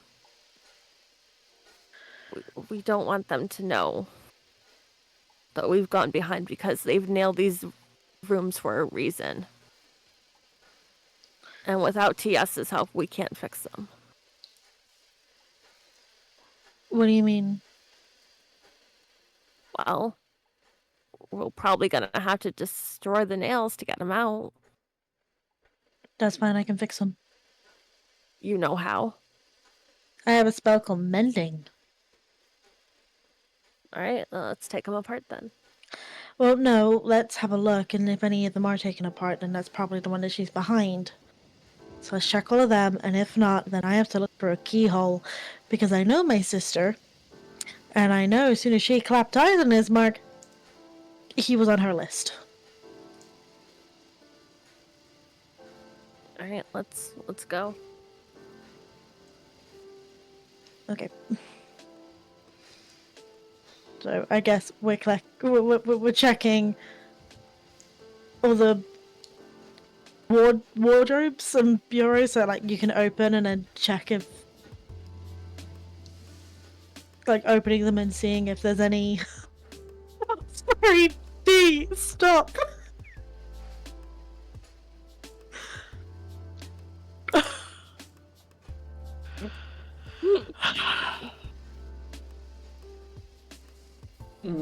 So Right, we're gonna check all the backs of the wardrobes and the bureaus to see if, like, if it opens, if it's like the back has been taken out. We're gonna take some nails out. No, we're not taking nails out. We're seeing if there are nails taken out. Bust down these doors. What I'm going to ask everyone to do, and I'm going to be rolling for Irina and Ismark as well, perception checks with disadvantage, because they're not being very subtle in their poking around of the house. This is getting to the point of a bit of a frantic search. Perception check at disadvantage. Gotcha. So let's see if they hear you. If a roll is needed from me, DM, can you do it for me? I'm I kind of messaged on Discord and I'm on mobile. Thank you. That's completely fair. I can do that for you. Damn it, I got an 8. That's an 8. No. Do Ali and I have to do them? No, because this is for the people waking up. Oh, just kidding. Never mind. See, I already rolled thinking I got it. Okay. Just kidding. Okay, so we got an 11 from Aurora. We got a 22 from... Okay. I will say this, to Astra, as you're working with Saya, you will see that her demeanor is changing. She's going into her background of being a spy. Like she said, I don't know this. You probably don't know it, but you would just see like the determination is just as strong as yours, maybe stronger. Determination, fear, anger. Gotta protect, gotta protect, gotta protect. So... Saya's just serious about it. I don't see a roll from Valdez. Oh, did it not go through? Okay. If it did, then I cannot see it. That's a fucking 5. Ouch. Fair enough. And again, to see if it gets any worse. Let's see if it gets worse.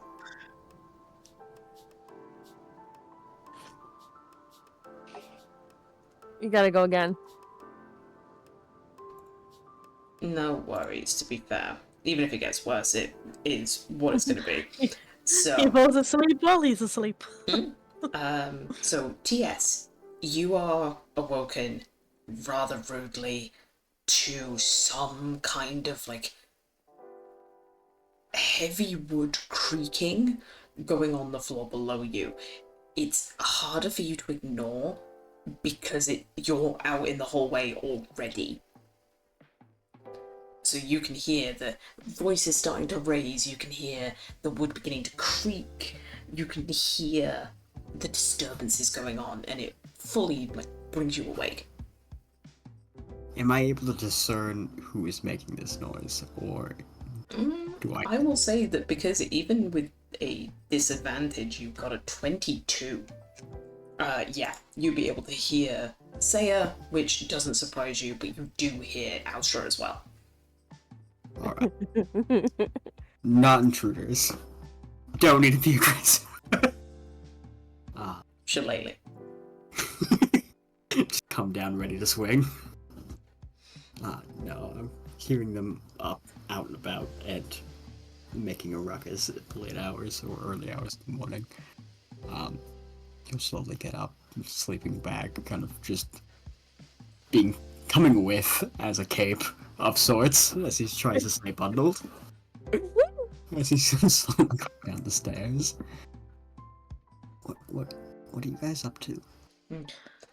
The scene that you're greeted with, TS, is Saya and Austra on their hands and knees, looking at the feet of one of the big armoires, like trying to count nails.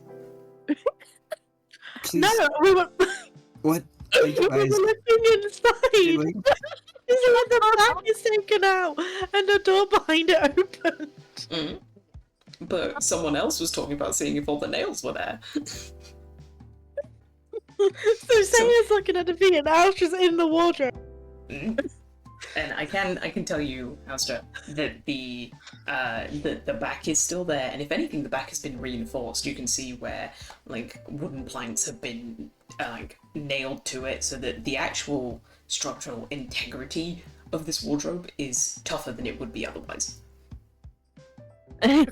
Without looking away, Saya's just gonna say to TS, Aurora's missing. We're trying to find her.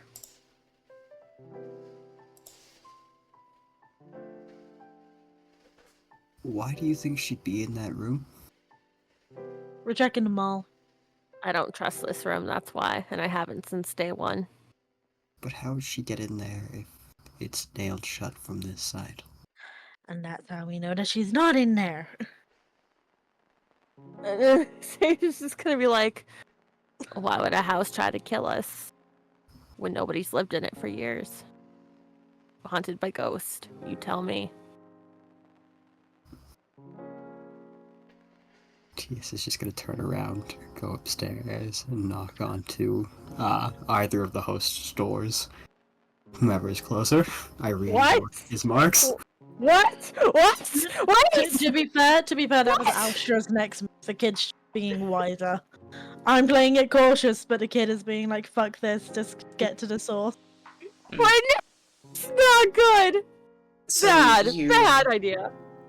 You go up to the nearest door, and because you sleep on the balcony every night, you know that Ismark's is the closest. Knocked on Ismark's door. So you go up, knock on the door, and you hear movement inside. Like, you've obviously woken someone up. There's shuffling on the other side, and the door opens a crack, and there is a very sleepy, very groggy Ismark. He's opened the door wide enough so that you can see his face, but it's very obvious, TS, that you've woken him up, and he's not unhappy to see you, but he's looking down and goes, good morning. I didn't realize I was getting a wake-up call. No. It's just that some of my friends can't find one of them, and was curious to see if there might be things haunting this house or trying to abduct people from this house that you're aware of. No, there's... as far as I am aware, no ghosts. Why do you ask? We can't find, Aurora.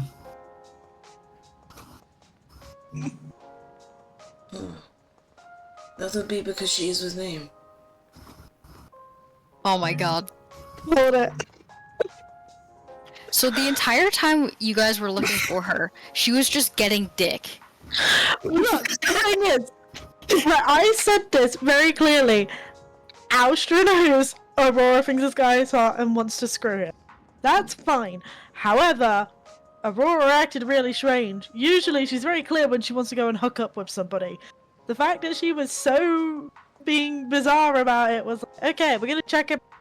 And then if we can't find her, we done our due diligence, we haven't had to disturb the host, and if we do find her, that's fine. And if we don't, then yes, I'm gonna look for a fucking keyhole to see if she's in there. And TS has ruined that. In her defense, if she knew how the rest of the group would react. Hey, at least we know where she is now, and you can all go back to sleep. So now with a look of like, oh, okay, but yeah, Ismark is there like, yeah, she's with me. She wanted to ask about Barovia in preparation for you traveling, and I was giving her the facts and lay of the land, and I eventually looked over while still talking, and she'd fallen asleep in my sofa. So I left her where she was. Oh, so she didn't get fucked. Okay. I was following after TS this whole time, so I imagine like I've caught up now. I didn't want to disturb her or you by bringing her back to the room, so I've left her on the sofa. I just look at him, and because I'm so tired and there is no film for Austra, she just goes, "Oh, she'll be disappointed with that in the morning. Good night." I apologize for waking you. No, it's alright. We're going to be awake in a couple of hours anyway. Everyone will be at the church for dawn. We'll see you then. He gives you like a very, like, the tired, dozy smile. It was just like, good night, and then shuts the door. I look to TS, and the look is just one of just like, not anger, not disappointment, but just like, you little shit. He's gonna look back a little confused. Saya just kind of looks at them and go. I just hold up a hand to you. Just like, I'm too tired right now. TS, go to bed. Saya, do whatever you do. If you want to carry on sleeping or whatever it is, go for it. I'm going back to bed. TS, the reason we were searching the house first was to make sure that she wasn't anywhere in the house before checking pretty much where I knew my sister was the whole time. I'm just surprised they didn't have sex. If you knew she was there, why wouldn't you just check there first? Because it's called the benefit of the doubt.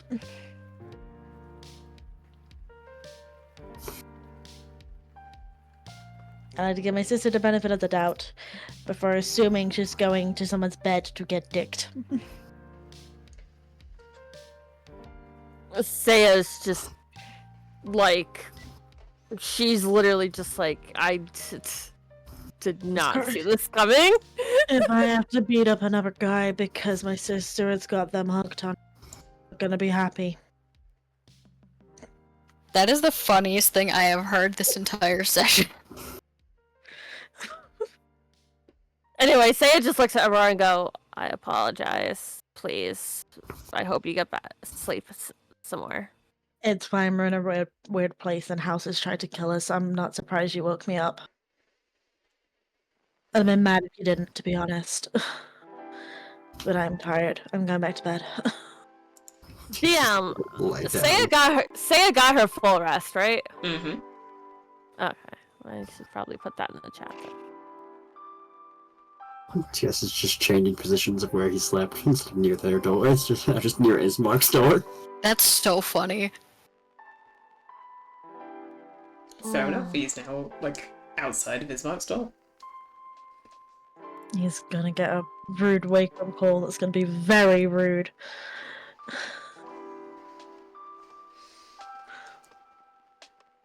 Yeah. You should change where you can sleep constantly.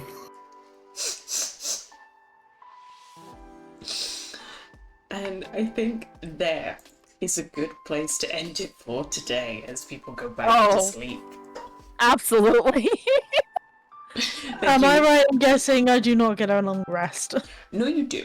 It just Okay. means that when we go through the routine of people waking up in the morning, you'll be one of the last to wake up. Okay. I'm sorry, that was kind of funny. It was beautiful. But everyone, thank you so much for watching. Thank you for being a part of the chat. It's always good to see people talking along. If you want to watch us live, we are here on 20 Sides of Failure. If not, we upload these videos every Tuesday to our YouTube channel, where you can watch like last week's VOD and all the other VODs for this campaign. But that is everything I have to say. Say goodbye, lovely players. Goodbye, lovely Goodbye, players. lovely players. Goodbye, lovely players. Goodbye, And- lovely players. And good night.